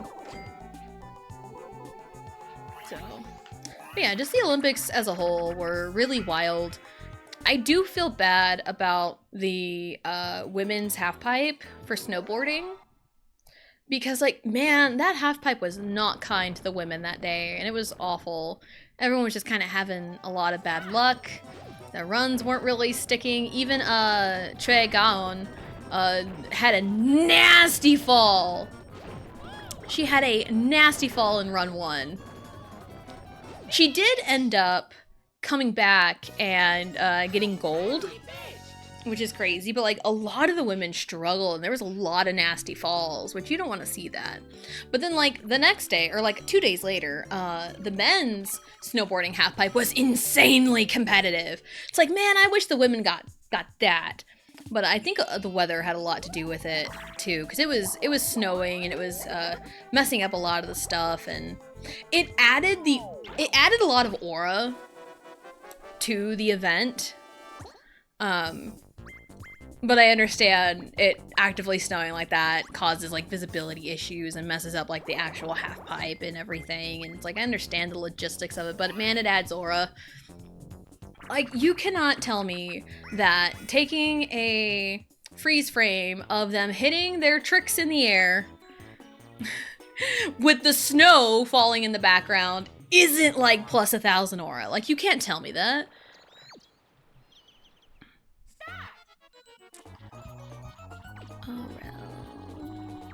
Nope.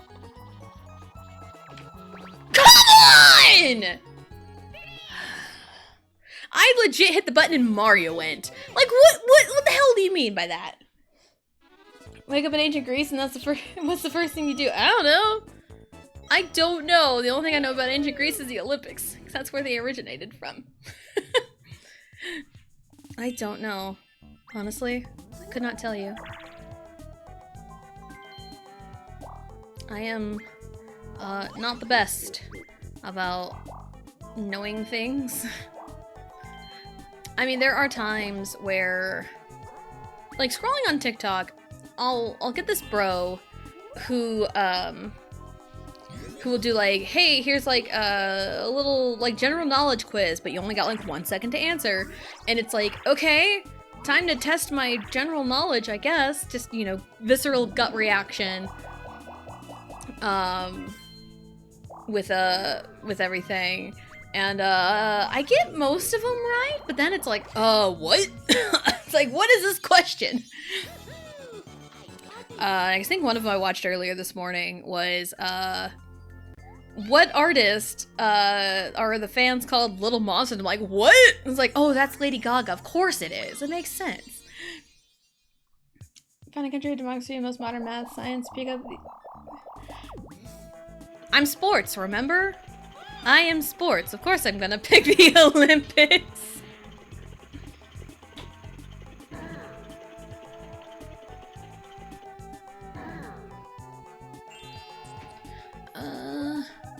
Where?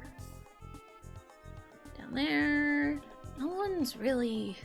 Where's the... I need a skeleton key. That's not gonna help me get a skeleton key. I knew it was Lady Gaga, but you answered it before I could type it. I mean, yeah, that was like the first question. It's like I'm sure I knew that deep in the depths of my mind, but I think it's like you only have like so little time to actually answer it. And I'm like, oh no. And sometimes my answer is like, oh, that's not it. Like, I know I'm not the best at like most history and geography. I'm really not the best at that. But like, again, give me like stuff I'm knowledgeable in and sure. Like there was one that's like, oh, what is the you know, the scientific or the, you know, the what element is like number 2 on the list or whatever, or like, you know, what's the symbol for, you know, helium or something, like He. Whee, bloop. You know, it's like stuff, again, like general knowledge stuff, like stuff that like anyone should like kind of half-ass know. But yeah. I scroll past those sometimes and I was like, oh no! I freak out sometimes, like, oh god! Hello, Roxas! Hello, hello! Welcome in, hope you're having a good day! Bought PC Roxas pants? Nice! Let's go! We did buy, Riley's birthday present the other day, and, I haven't checked, I don't think it's shipped yet. I don't think it's shipped yet. Hopefully it gets here before her birthday. That's the hope anyway. Herbessa! Bam! Hey, and also hello, Vegito. Hello, hello. Welcome in. Hope you're having a good day. Shit. I need to go down that way, but I'm gonna bounce off the gate. Let's go this way then.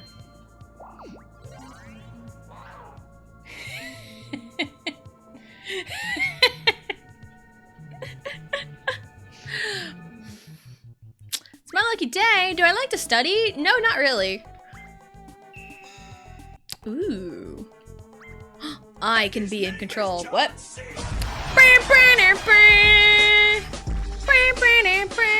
Thank you for the sub, Vegito. Thank you, thank you. Always appreciated. Getting ever so closer to our community games goal. It's been there for a while, but you know what? It's fine. Beggars can't be choosers sometimes. I appreciate every little bit of support. Boop. Go away, Luigi! Thank you. Yeah, I checked my emails and I haven't gotten a notification on any kind of shipping at all for Riley's birthday present.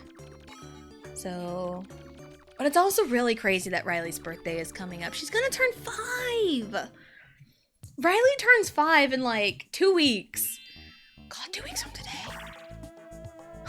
I just realized 2 weeks from today, Riley turns 5.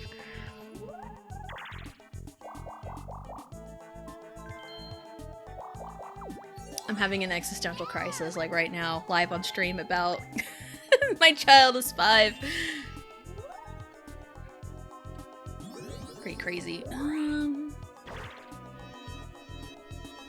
What? Okay.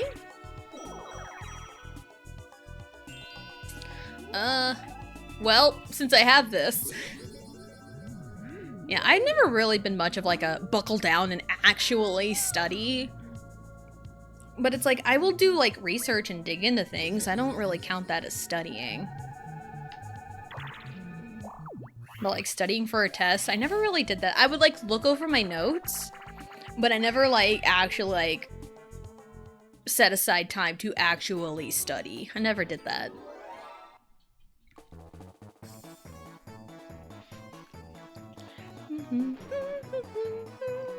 And there's our question of the day. Say something positive. I have this glove. I think it's neat. There's my positive thing. I do remember the noise Dory would make. It scared me as a child. It terrified me as a small child. Great, we're swimming again.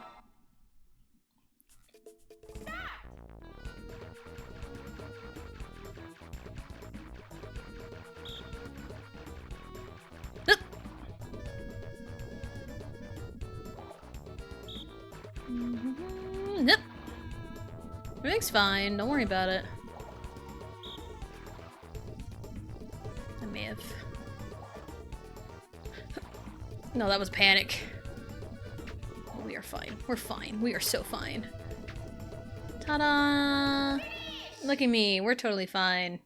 I know what I'm doing. For the most part. Ow. I say I struggle to open a green tea bottle.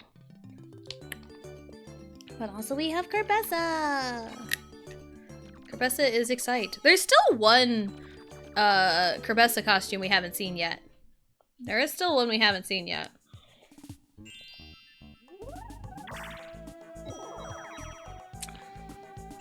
Because we've seen the red one. We've seen the purple one. We've seen the blue one. We've seen the yellow one. There's one more we haven't seen yet. But I do like these Kirby's. They're so cute. Yeah, working on all the Kirby costume changes kind of pulled me out of like this artist funk that I was in for a while. Okay, 1, 2, 3, 4, 5, 6, 7, 8, 9. I can't.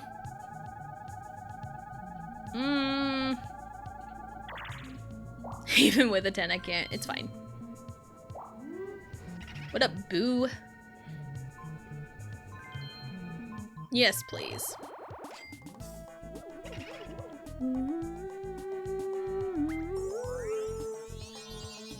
Hey. We did it. We have a lot of stars.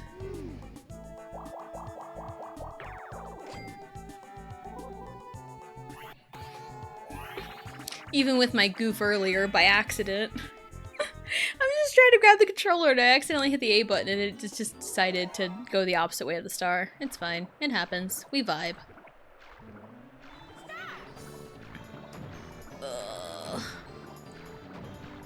Come on! I'm trying to go up and down and it just will not let me. Oh.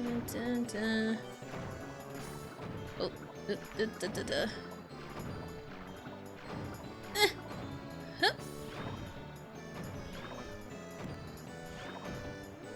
I think I know going faster and slowing down helps with it too. Obviously, because you slow down on turns. Huh. Just real life logic. Yep, I knew I was hitting that. I always choke at the end.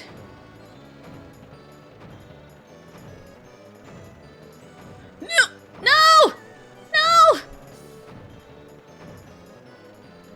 Get there. Yeah! That was crazy. That was like literally a photo finish. I am the best. Literally the best. Brush off my shoulders.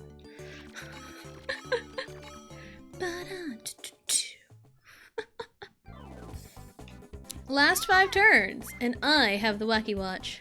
Haha, I am in charge now. Luigi. That is a bold prediction, sir. Standard last 5 turns, procedures all red and blue spaces are doubled. If you land on the same space as your opponent, you get to duel them. Oh, I kind of burped in that.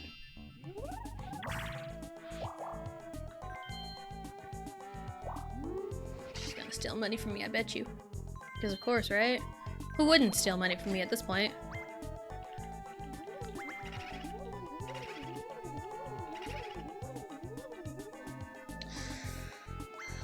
Just trying to think of like all that happened like over the weekend. I talked about the Olympics. I talked about the whole K-pop thing in Belfast. That is still wild to me about how some parents just don't even bother looking up things their kids are into. That is so insane to me. I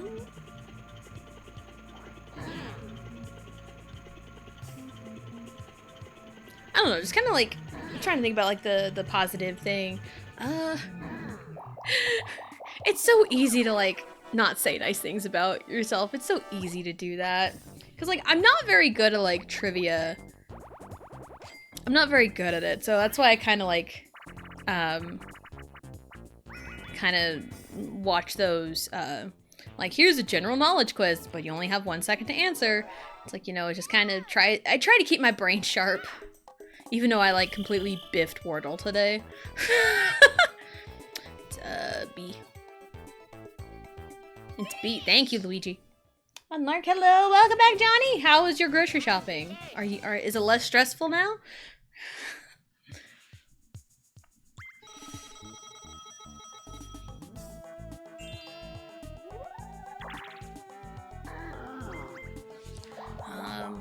But like there are a lot of things that I am knowledgeable in. I know I talked one time about like superpowers. Was that the day I read? I never did go back and make a highlight of it. Shoot. Yes, thanks for asking. You're welcome. Ow! Shit, ow. Everything's getting knocked over.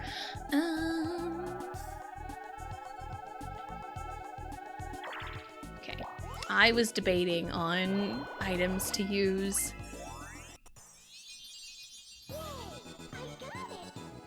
Okay. Man, I talked a lot about like superpowers and stuff the other day. I think that was the day I read the 12v1. Fighting EXO all at once. I never did go back and make a highlight. Just look, 10 stars? Jesus. I know.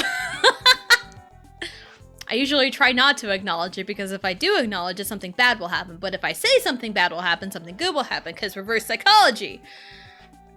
Anywho. Stars over there. I need to go that way. See, we're fine. We're fine. Everything's fine. Everything's all hunky-dory. I am also in charge of the watch, so unless someone steals it from me, then no Wacky Watch shenanigans. Because every time there's Wacky Watch shenanigans. But at least I remember to put it as 45 turns instead of 50. So we're good.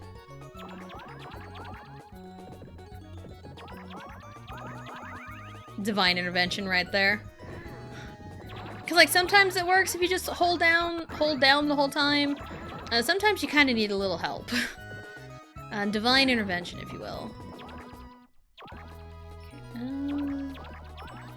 Sometimes the combos just come easy, sometimes they don't. And you gotta play God, if you will. Gotta play Puzzle God. That sounds like a rejected name for some kind of puzzle game. Puzzle God. I feel like it'd be rejected for obvious reasons. Oh no! Uh-oh. Okay, good. No! I had it! I had it! Damn it. It's fine. Welcome back, DA. Did you get your food? Hope you got your food. It's always Peach. I'm the best! There you go, if you needed that voice clip. There you go. But no, Peach is not the best because she's not in first right now. Granted, it is still Mario Party. Literally anything can happen. So... Porygons are just digital Rubik's Cubes. I got there. My brain auto-corrected that for me. Yeah, what is a Porygon but a digital Rubik's Cube? I've never used a Porygon in any sense of a Pokemon game before. And I know Porygon 2 and Porygon Z are trade evolutions with specific items. My husband used one in our recent Scarlet and Violet playthrough. He used Porygon Z because we were able to shenanigan our way to get one.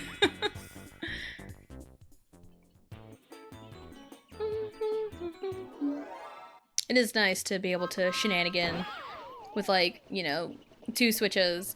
With Fire and Leaf Green coming out, we did pre-order both of them.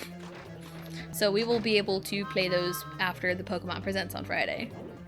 And we'll probably be playing Fire and Leaf Green together because, of course, we love playing Pokemon games together. It's always really fun. And I know people have bitched about, like, oh, there's no online. You can't trade with other people. Like, yes, you can. You just need to not be... oh shit, what's the term I'm looking for? You need to not be antisocial, find friends that have a Switch, and you can trade online locally. So, we can do trade evolutions if we wanted to. So, you can move the side of violence? Nice. Nice. So, yeah. And, Vegito said he's only played Fire Red like 1 time. I played Fire Red 1 time because he gave me the cart to play. He's like, hey, you should play Fire Red. It's like, okay, and I played Fire Red.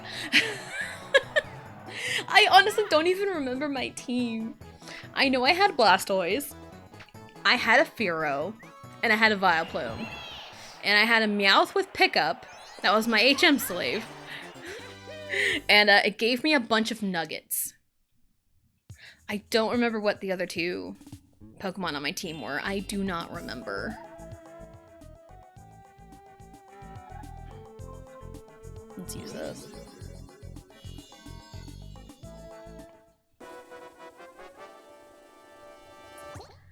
So, let's go. Sure, we got some beef with Peach. Grill power.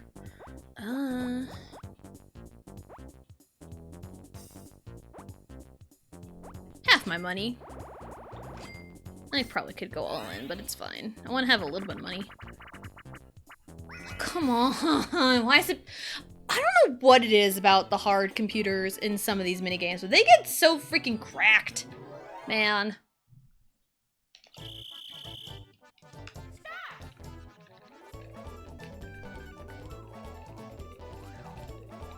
Like, look how much faster she's going than me.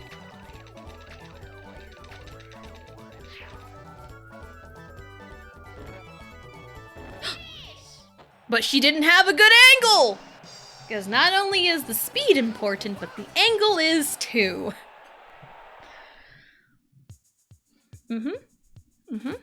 Yep. Bloop.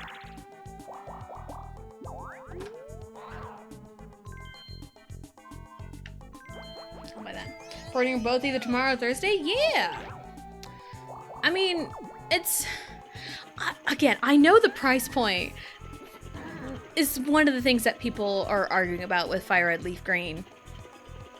For me, personally, the way I see it, I think 20 bucks is a really good value. Like, could it have been lower? Sure. Could it have been a bundle? Also sure.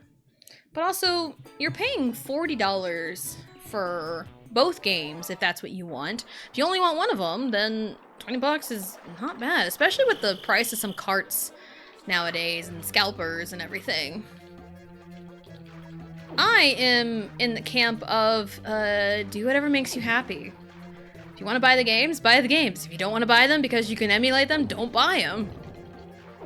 It's not that hard to let people have fun. Oh my god. God, why?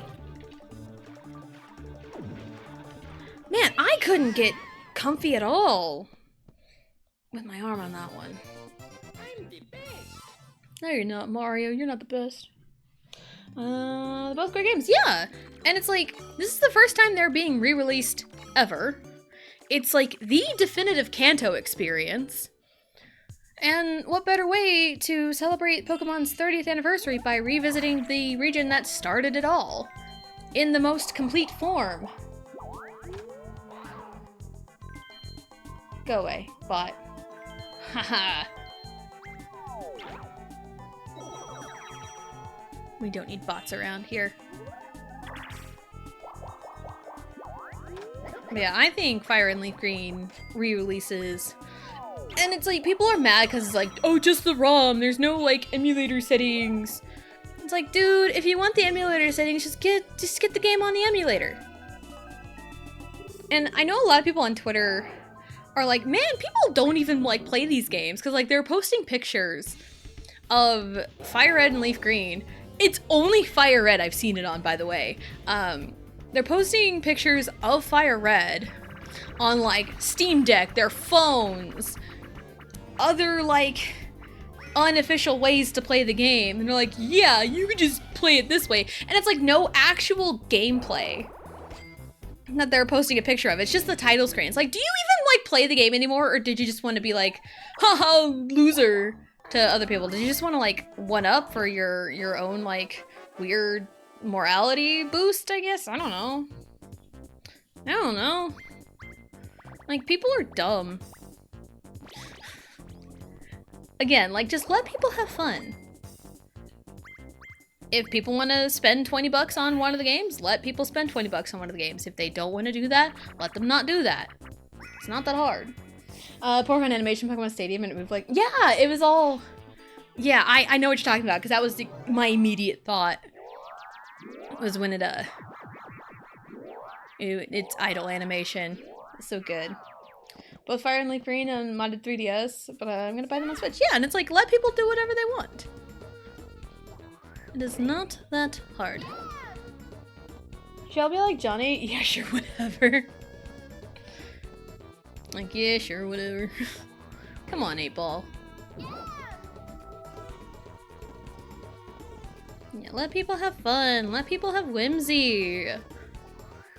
And also, like, the target audience for these Fire and Leaf Green re-releases are, like, my age group.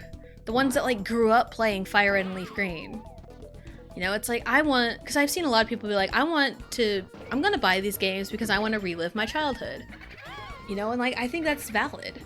And I think it's really cool that they get to do this, or even like show their kids, hey, this is the game I grew up on, or want to play the game but can't find the cart because it's so stupid expensive on eBay.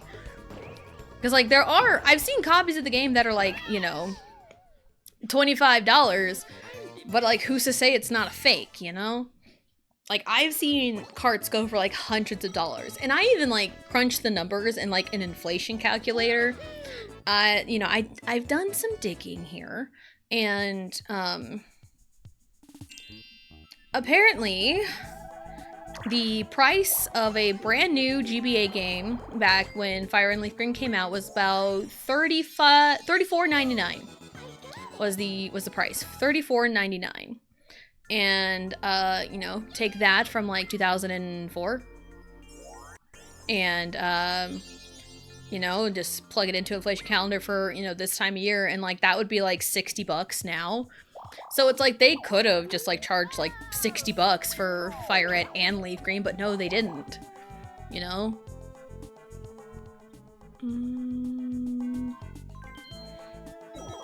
have any money. I just noticed. So, yeah, it's like you know, a lot of things could have gone wrong with them, you know, re-releasing Fire Red and Leaf Green. But, I feel like a lot is going right. I'm in that camp. Because I'm not a dude bro who won't let other people have fun. Because, I talked about it last week during Legends EA, because at that time it was a rumor.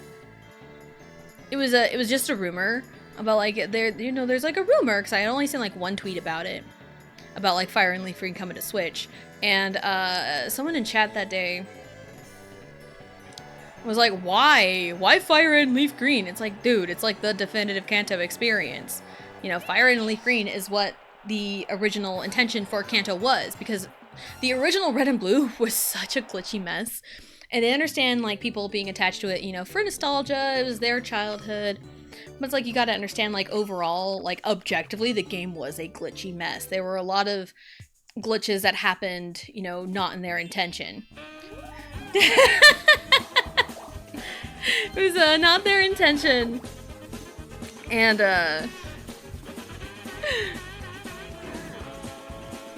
because, like, the whole bug and poison being super effective against each other. There was ghost and psychic being a weird type combo. I'm a mess. I'm a mess in distress, but we're still the best. Dress fearless, say yes. We don't dress to impress.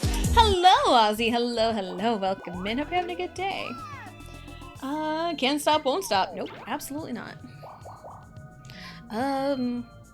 Yeah, and there was also like a Ghost and Psychic, because Ghost was supposed to be super effective on Psychic from the get-go, but because of an error, Psychic was immune to Ghost.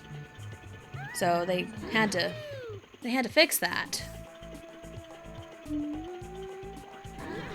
Should we all be like Johnny? Never ask me this again. Damn, 8-Ball! Damn. No! Didn't mean to use that. I didn't mean to use that. No. God damn it. Dang it, I wanted to use the reverse mushroom.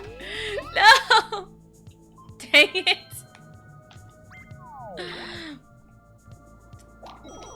Dang it.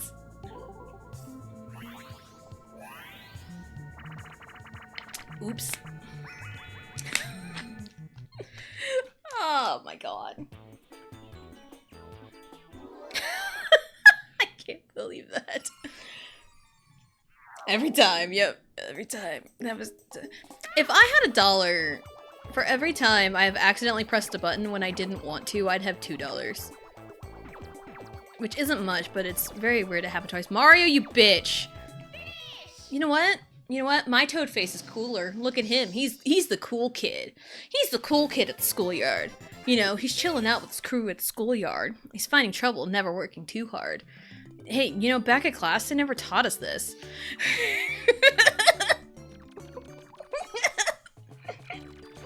Anyone else watch Yu-Gi-Oh! GX? Yu-Gi-Oh! GX was my favorite. Hey, I didn't want to come back here. I really didn't want to come back here. We're not going 50.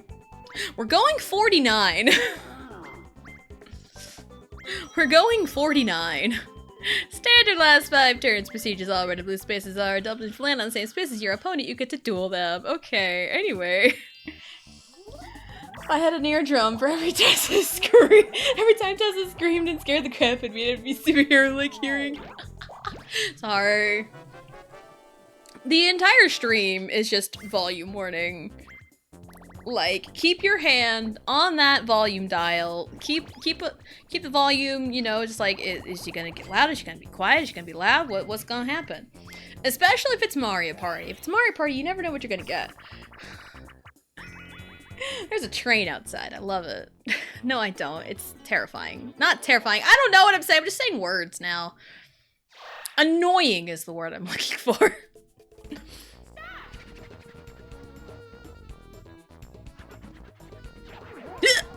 Haha, losers.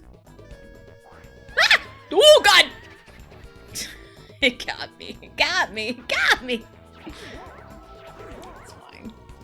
I'll ask you the same question one last time. See, it told you to never ask you that again. It told you. Are you a Pokemon trainer or did you just play one on Twitch?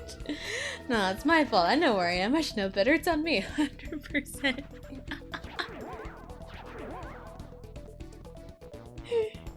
Should we all be like Johnny? Absolutely not. Yeah, 8-Ball is not very happy right now. 8-Ball is not happy. I don't know who you are, but I love the way you flatter me, sir. Beautiful. 10 out of 10. No notes. We should all take flirting classes from Johnny, even though he didn't really do anything. He just exists. You know, honestly, I feel that. It's like, I just exist.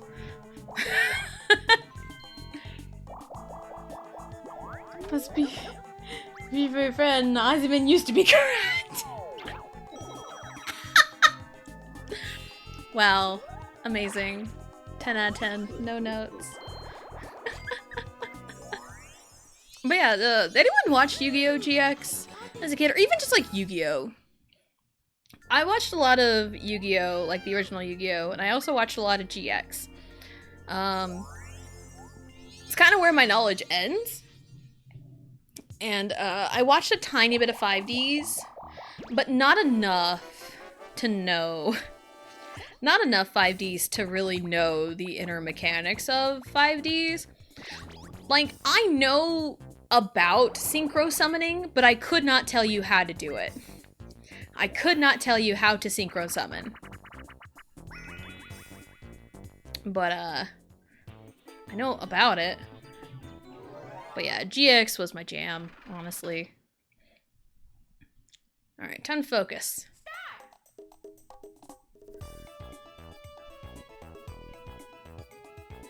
Toad Koopaboo, Toad Koopaboo, Toad Koopaboo. Shit! Man! This is what I get for rewinding time. This is what I get. Don't be me. Oh, hold on, what? That guy? So pretentious, right? Hit that guy. Don't be me. I put peanut butter on chicken nuggets while speedrunning Superman 64.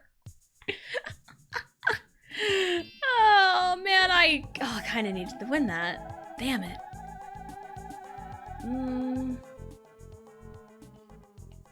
I have 1 coin to my name.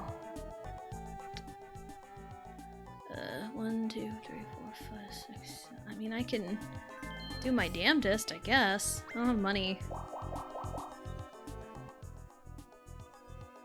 I don't even have money to stuff from Boob. And I don't even really want another battle.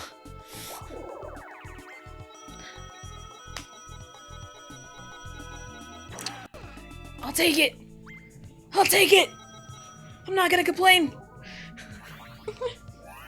Be like Johnny, may as well say be like God. It's blasphemous to be like Johnny. Yeah, if Yu-Gi-Oh! D Generation X! Peanut butter on nuggies? I retract my earlier comparison. Yeah, peanut butter on nuggets is a hard sell, honestly. I do dip my chicken nuggets in honey. To some people, that is crazy.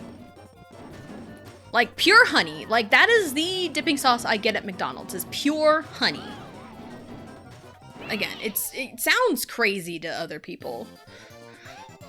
But, like, at, say, like, Wendy's, I will get the sweet and sour sauce because I like Wendy's' sweet and sour sauce. I do not like any of the other McDonald's dipping sauces, and trust me, I have given honey mustard a chance on more than one occasion growing up because that's usually what they always gave me. Yeah, I don't like McDonald's honey mustard. If it's like a honey mustard at like a sit-down restaurant that is like more sweet than tangy, then I'm okay with honey mustard. But like the McDonald's honey mustard, no, it's too much for me. Be like Ozzy has multiple eardrums. Yeah. Be like me, I take people's food. No, stop stealing people's food. Up to 1.5. Well, it was up to 5 minutes ago. Sorry. Notice not honey mustard, but honey. Yes. Yes. Honey. Pure honey. Here lately, the McDonald's here has been pretty good about it. Right now, it's either they give me honey or nothing. They either, like, give me regular honey or they just give me nothing. Like, 8 times out of 10, they'll give me honey. 1 time out of 10, they'll give me nothing. And 1 time out of 10, they'll give me honey mustard. There have been times where it's been, like, really wild that they will give me some random out there sauce. I've gotten sweet and sour sauce a couple times. I have gotten, barbecue sauce a couple of times. I do remember one time, I think it was when me and Vegeta were like dating and we were in the McDonald's drive-thru and he ordered for us and supposed to get me a 10-piece chicken nugget meal. It ended up being a fillet of fish. And it's like, that's wild. That is absolutely wild. That we order nuggets and we get a fillet of fish. Like, how does that happen? I also remember one time I was in college, going to McDonald's. I waited a long time on my food, and they felt so bad that they gave me a free apple pie. It was nice. It was nice. Southern Kitchen honey mustard on fried chicken is pretty tasty. I wish violence was a sauce. Violence. Patent pending. Yes. As their Pidgey evolved into Magikarp. That's so Digimon coded. I don't really know much about Digimon. But I've seen enough to know that like Digimon Digivolving is freaking wild. And it was so funny to me. Legend ZA spoilers for the end game. I know the game's been out for a bit, but just in case, mute for a few seconds. It was so funny on stream when I did the final boss for the main story of ZA. It was so funny because Zygarde goes from dog. His 50% form is serpent. Complete form is man. So he went from like dog to man in like 2 seconds. But then when you mega evolve this man, he becomes Gun. Mega Zygarde is Gun. It's so funny. And it was so funny, right when you are prompted to like click in the right stick to mega evolve Zygarde, I was like, alright chat, any guesses on what Mega Zygarde will be? And just Blue was like, Gun! If I know anything about Digimon, it's gonna be Gun. I'm like, oh my god, Blue, you are so right, and you don't know it. It was so funny. It was so funny. Because yeah, if I know anything about Digimon, it's the evolutions are wild. You go from dog to serpent to man to gun. Which is exactly the Zygarde of Zygarde. If you order a Pidgey and evolves before it gets to your plate, you gotta pay extra. Digimon, where your cat evolves into a T-Rex and then into a mecha refrigerator. T-Rex sounds expensive to care for. At least it could turn into a helpful home appliance. Yes. Like Rotom Fridge. Ridgy the Friggy.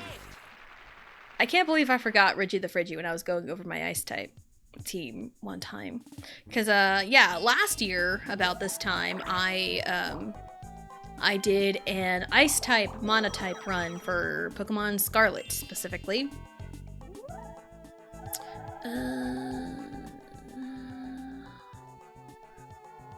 Honestly, I would like to use up a slot. Okay, that works. But yeah, my ice type team was Ice-Q, Glaceon, Frostlass, Frostmoth, Mamoswine, and Rotom Fridge. No, actually. Let's save my money, I don't have much.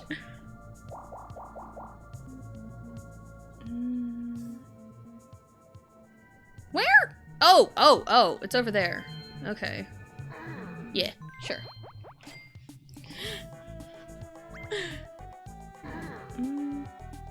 So I really enjoyed my ice type team, but also, of course, I would use a type that is really bad defensively and is weak to a lot of things. You're welcome, Luigi. I helped you.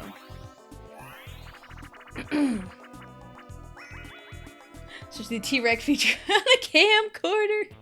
The brave little toaster. Typos make me who I am. Hear that as Ice Cube? Oh, Ice Cube? I mean, that's kind of the name there. She'd cry when the flower sees the reflection in a toaster, has to leave it. Ugh, every time it gets me. It's like the elephant part in It Takes Two. Man, that part was wild. I've never played It Takes Two. I have seen a couple playthroughs of It Takes Two. And when you get to the elephant, it is insane. It is wild. Come on. She juked me. That's what you get. The rapper. Ice Cube the rapper. Oh yes, just imagine Ice Cube, the Pokemon, dressed up as a rapper. You can picture it now.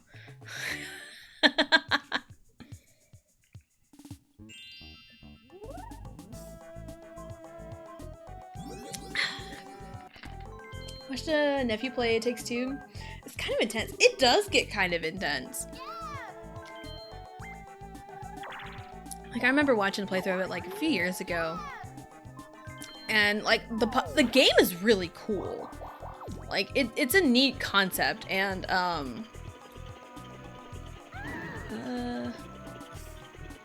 like it is really awesome, and like the puzzles are really interesting, and like the gameplay gets so wild. I also remember there was one part where you're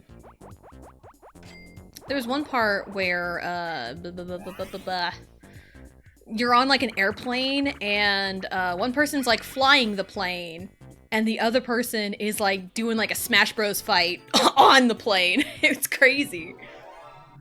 All right, let's go.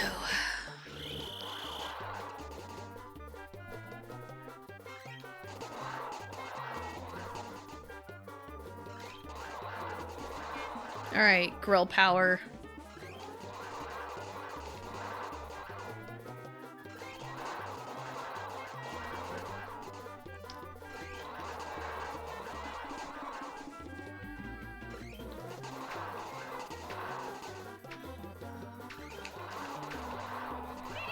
'98, baby! I am the best. Ice-T is detective with SVU. He handles New York's most sensitive cases. Oh my god, I watched so much SVU. I've watched so much SVU in my young adult life. In the South, he's Ice Sweet Tea! Sometimes you crank that Soulja Boy, and sometimes the Soulja Boy cranks you. Yep, that is no lie right there. Can't tell you how many times that Soulja Boy has cranked me, because man, life hits you real hard sometimes. Ozzy's been up for 48 hours, I'm gonna fall down. See, I do love SVU too. Benson is like the best. Love Olivia Benson. She's great. Read that part of the Soulja Boy song was recorded in Kansas City, Kansas. Oh, that's crazy. I did not know that. I did not know that. Again, there's like little bits of trivia that are like, I'm just learning every day. Oh my god, thank you, Ozzy! Thank you so much! Chogiwa! For Olivia! Thank you so much for the bits. Thank you, thank you. Yes, Olivia Benson's like one of my favorite, like, just TV characters. I haven't really watched much, like, recent SVU. But I've watched it a lot. Okay,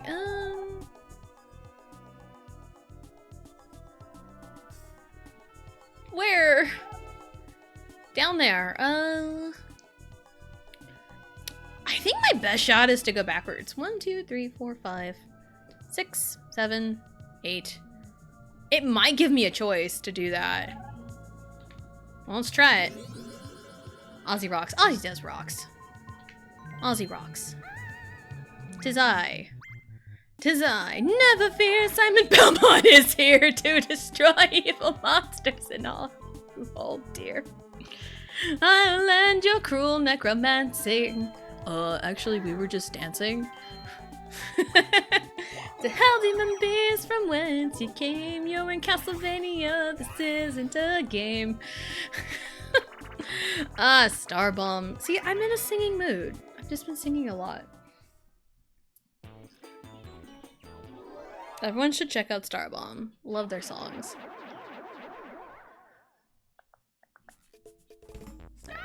Wee! Ah! Ah! Go away, Mario. No one likes you. Nobody likes you, my guy. Whee! Yep. Come get some. No! That was not a challenge. That was a threat. Ah! Go away. No! Wow, that was crazy right at the same time. Oh no, ads! 'Tis I, Jane 18. Aw, yeah, 'tis I, Jane 18. Let's learn, let's not call Luigi a bitch. Let's not do that. Oh, man. Oh, that could have been so dangerous. Because I know how this game works. I know how this game works, man. That could have been real dangerous.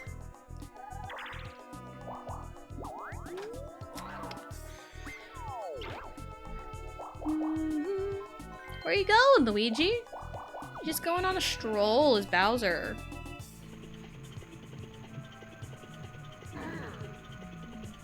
He's taking a stroll. Sometimes I will randomly get some Family Guy songs stuck in my head. And I get like the most wildest shit in my brain.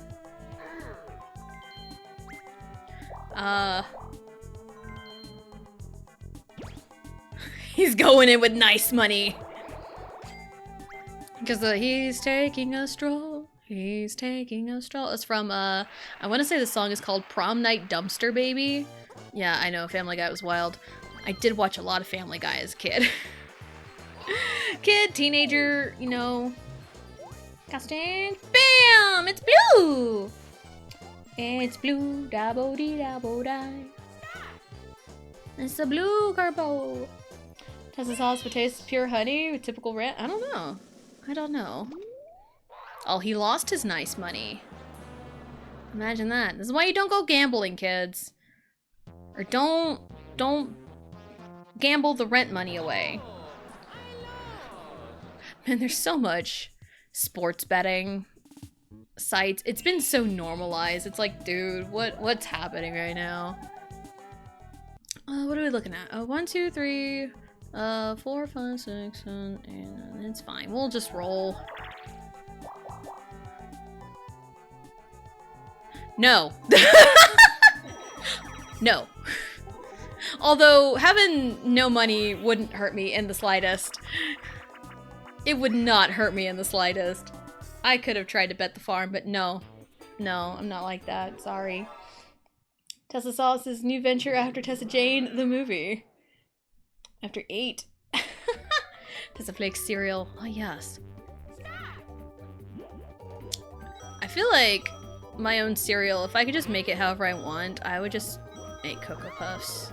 Or something Reese's. It already exists, though. It already exists. Oh! Ah! I'm bad at making money. No! Where am I?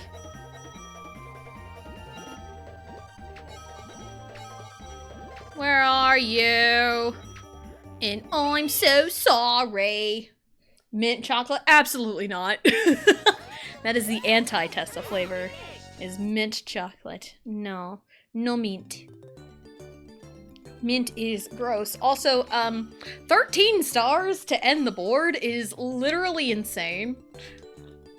And I could have had more, by the way. I 100% could have had more than that, by the way. I also could have had less than that because I accidentally used the Wacky Watch. That was a total accident, by the way. The Wacky Watch use was an accident. But yeah, I was trying to grab from my controller. I pressed A and I chose the opposite direction of the star.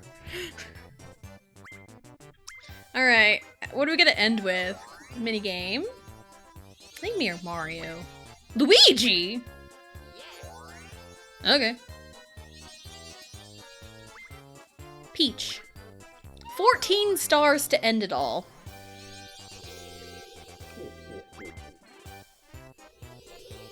$14 stars to end it all is crazy work.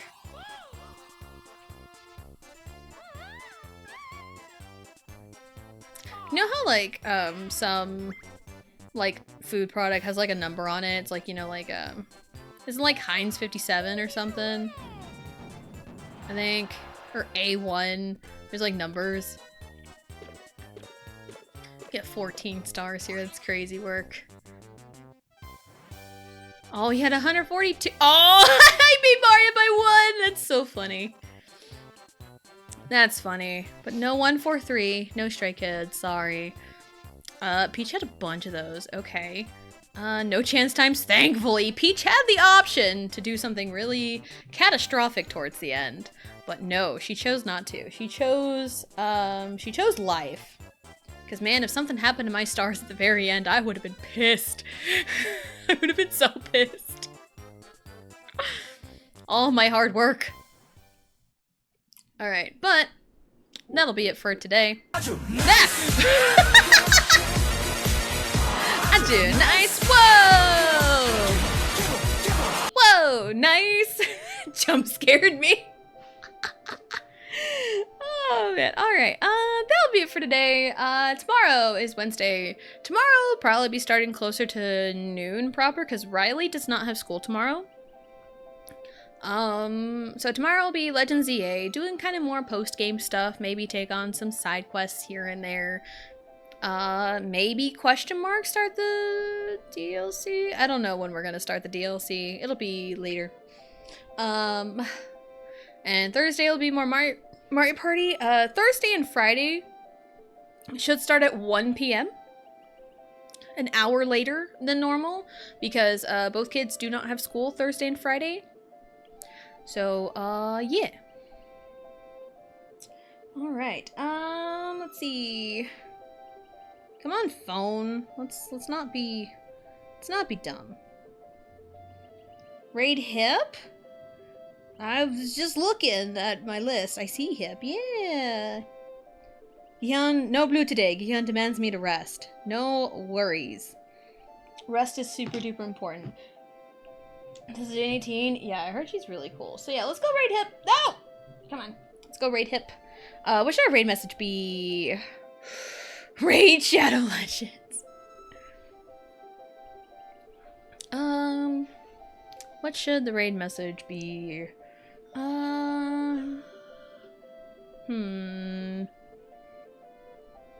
don't really know. I mean, 14 stars in a dream. If I can spell correctly, that'd be great. 14 stars in a dream, please. That'll be our raid message.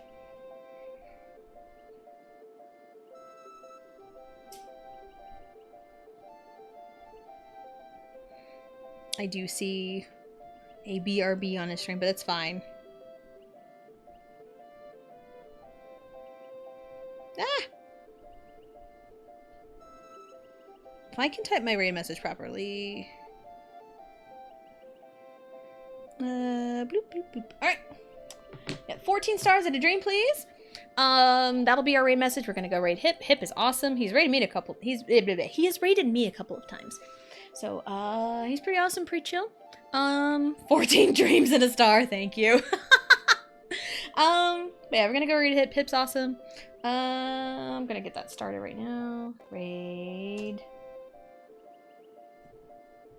It's _ Hip.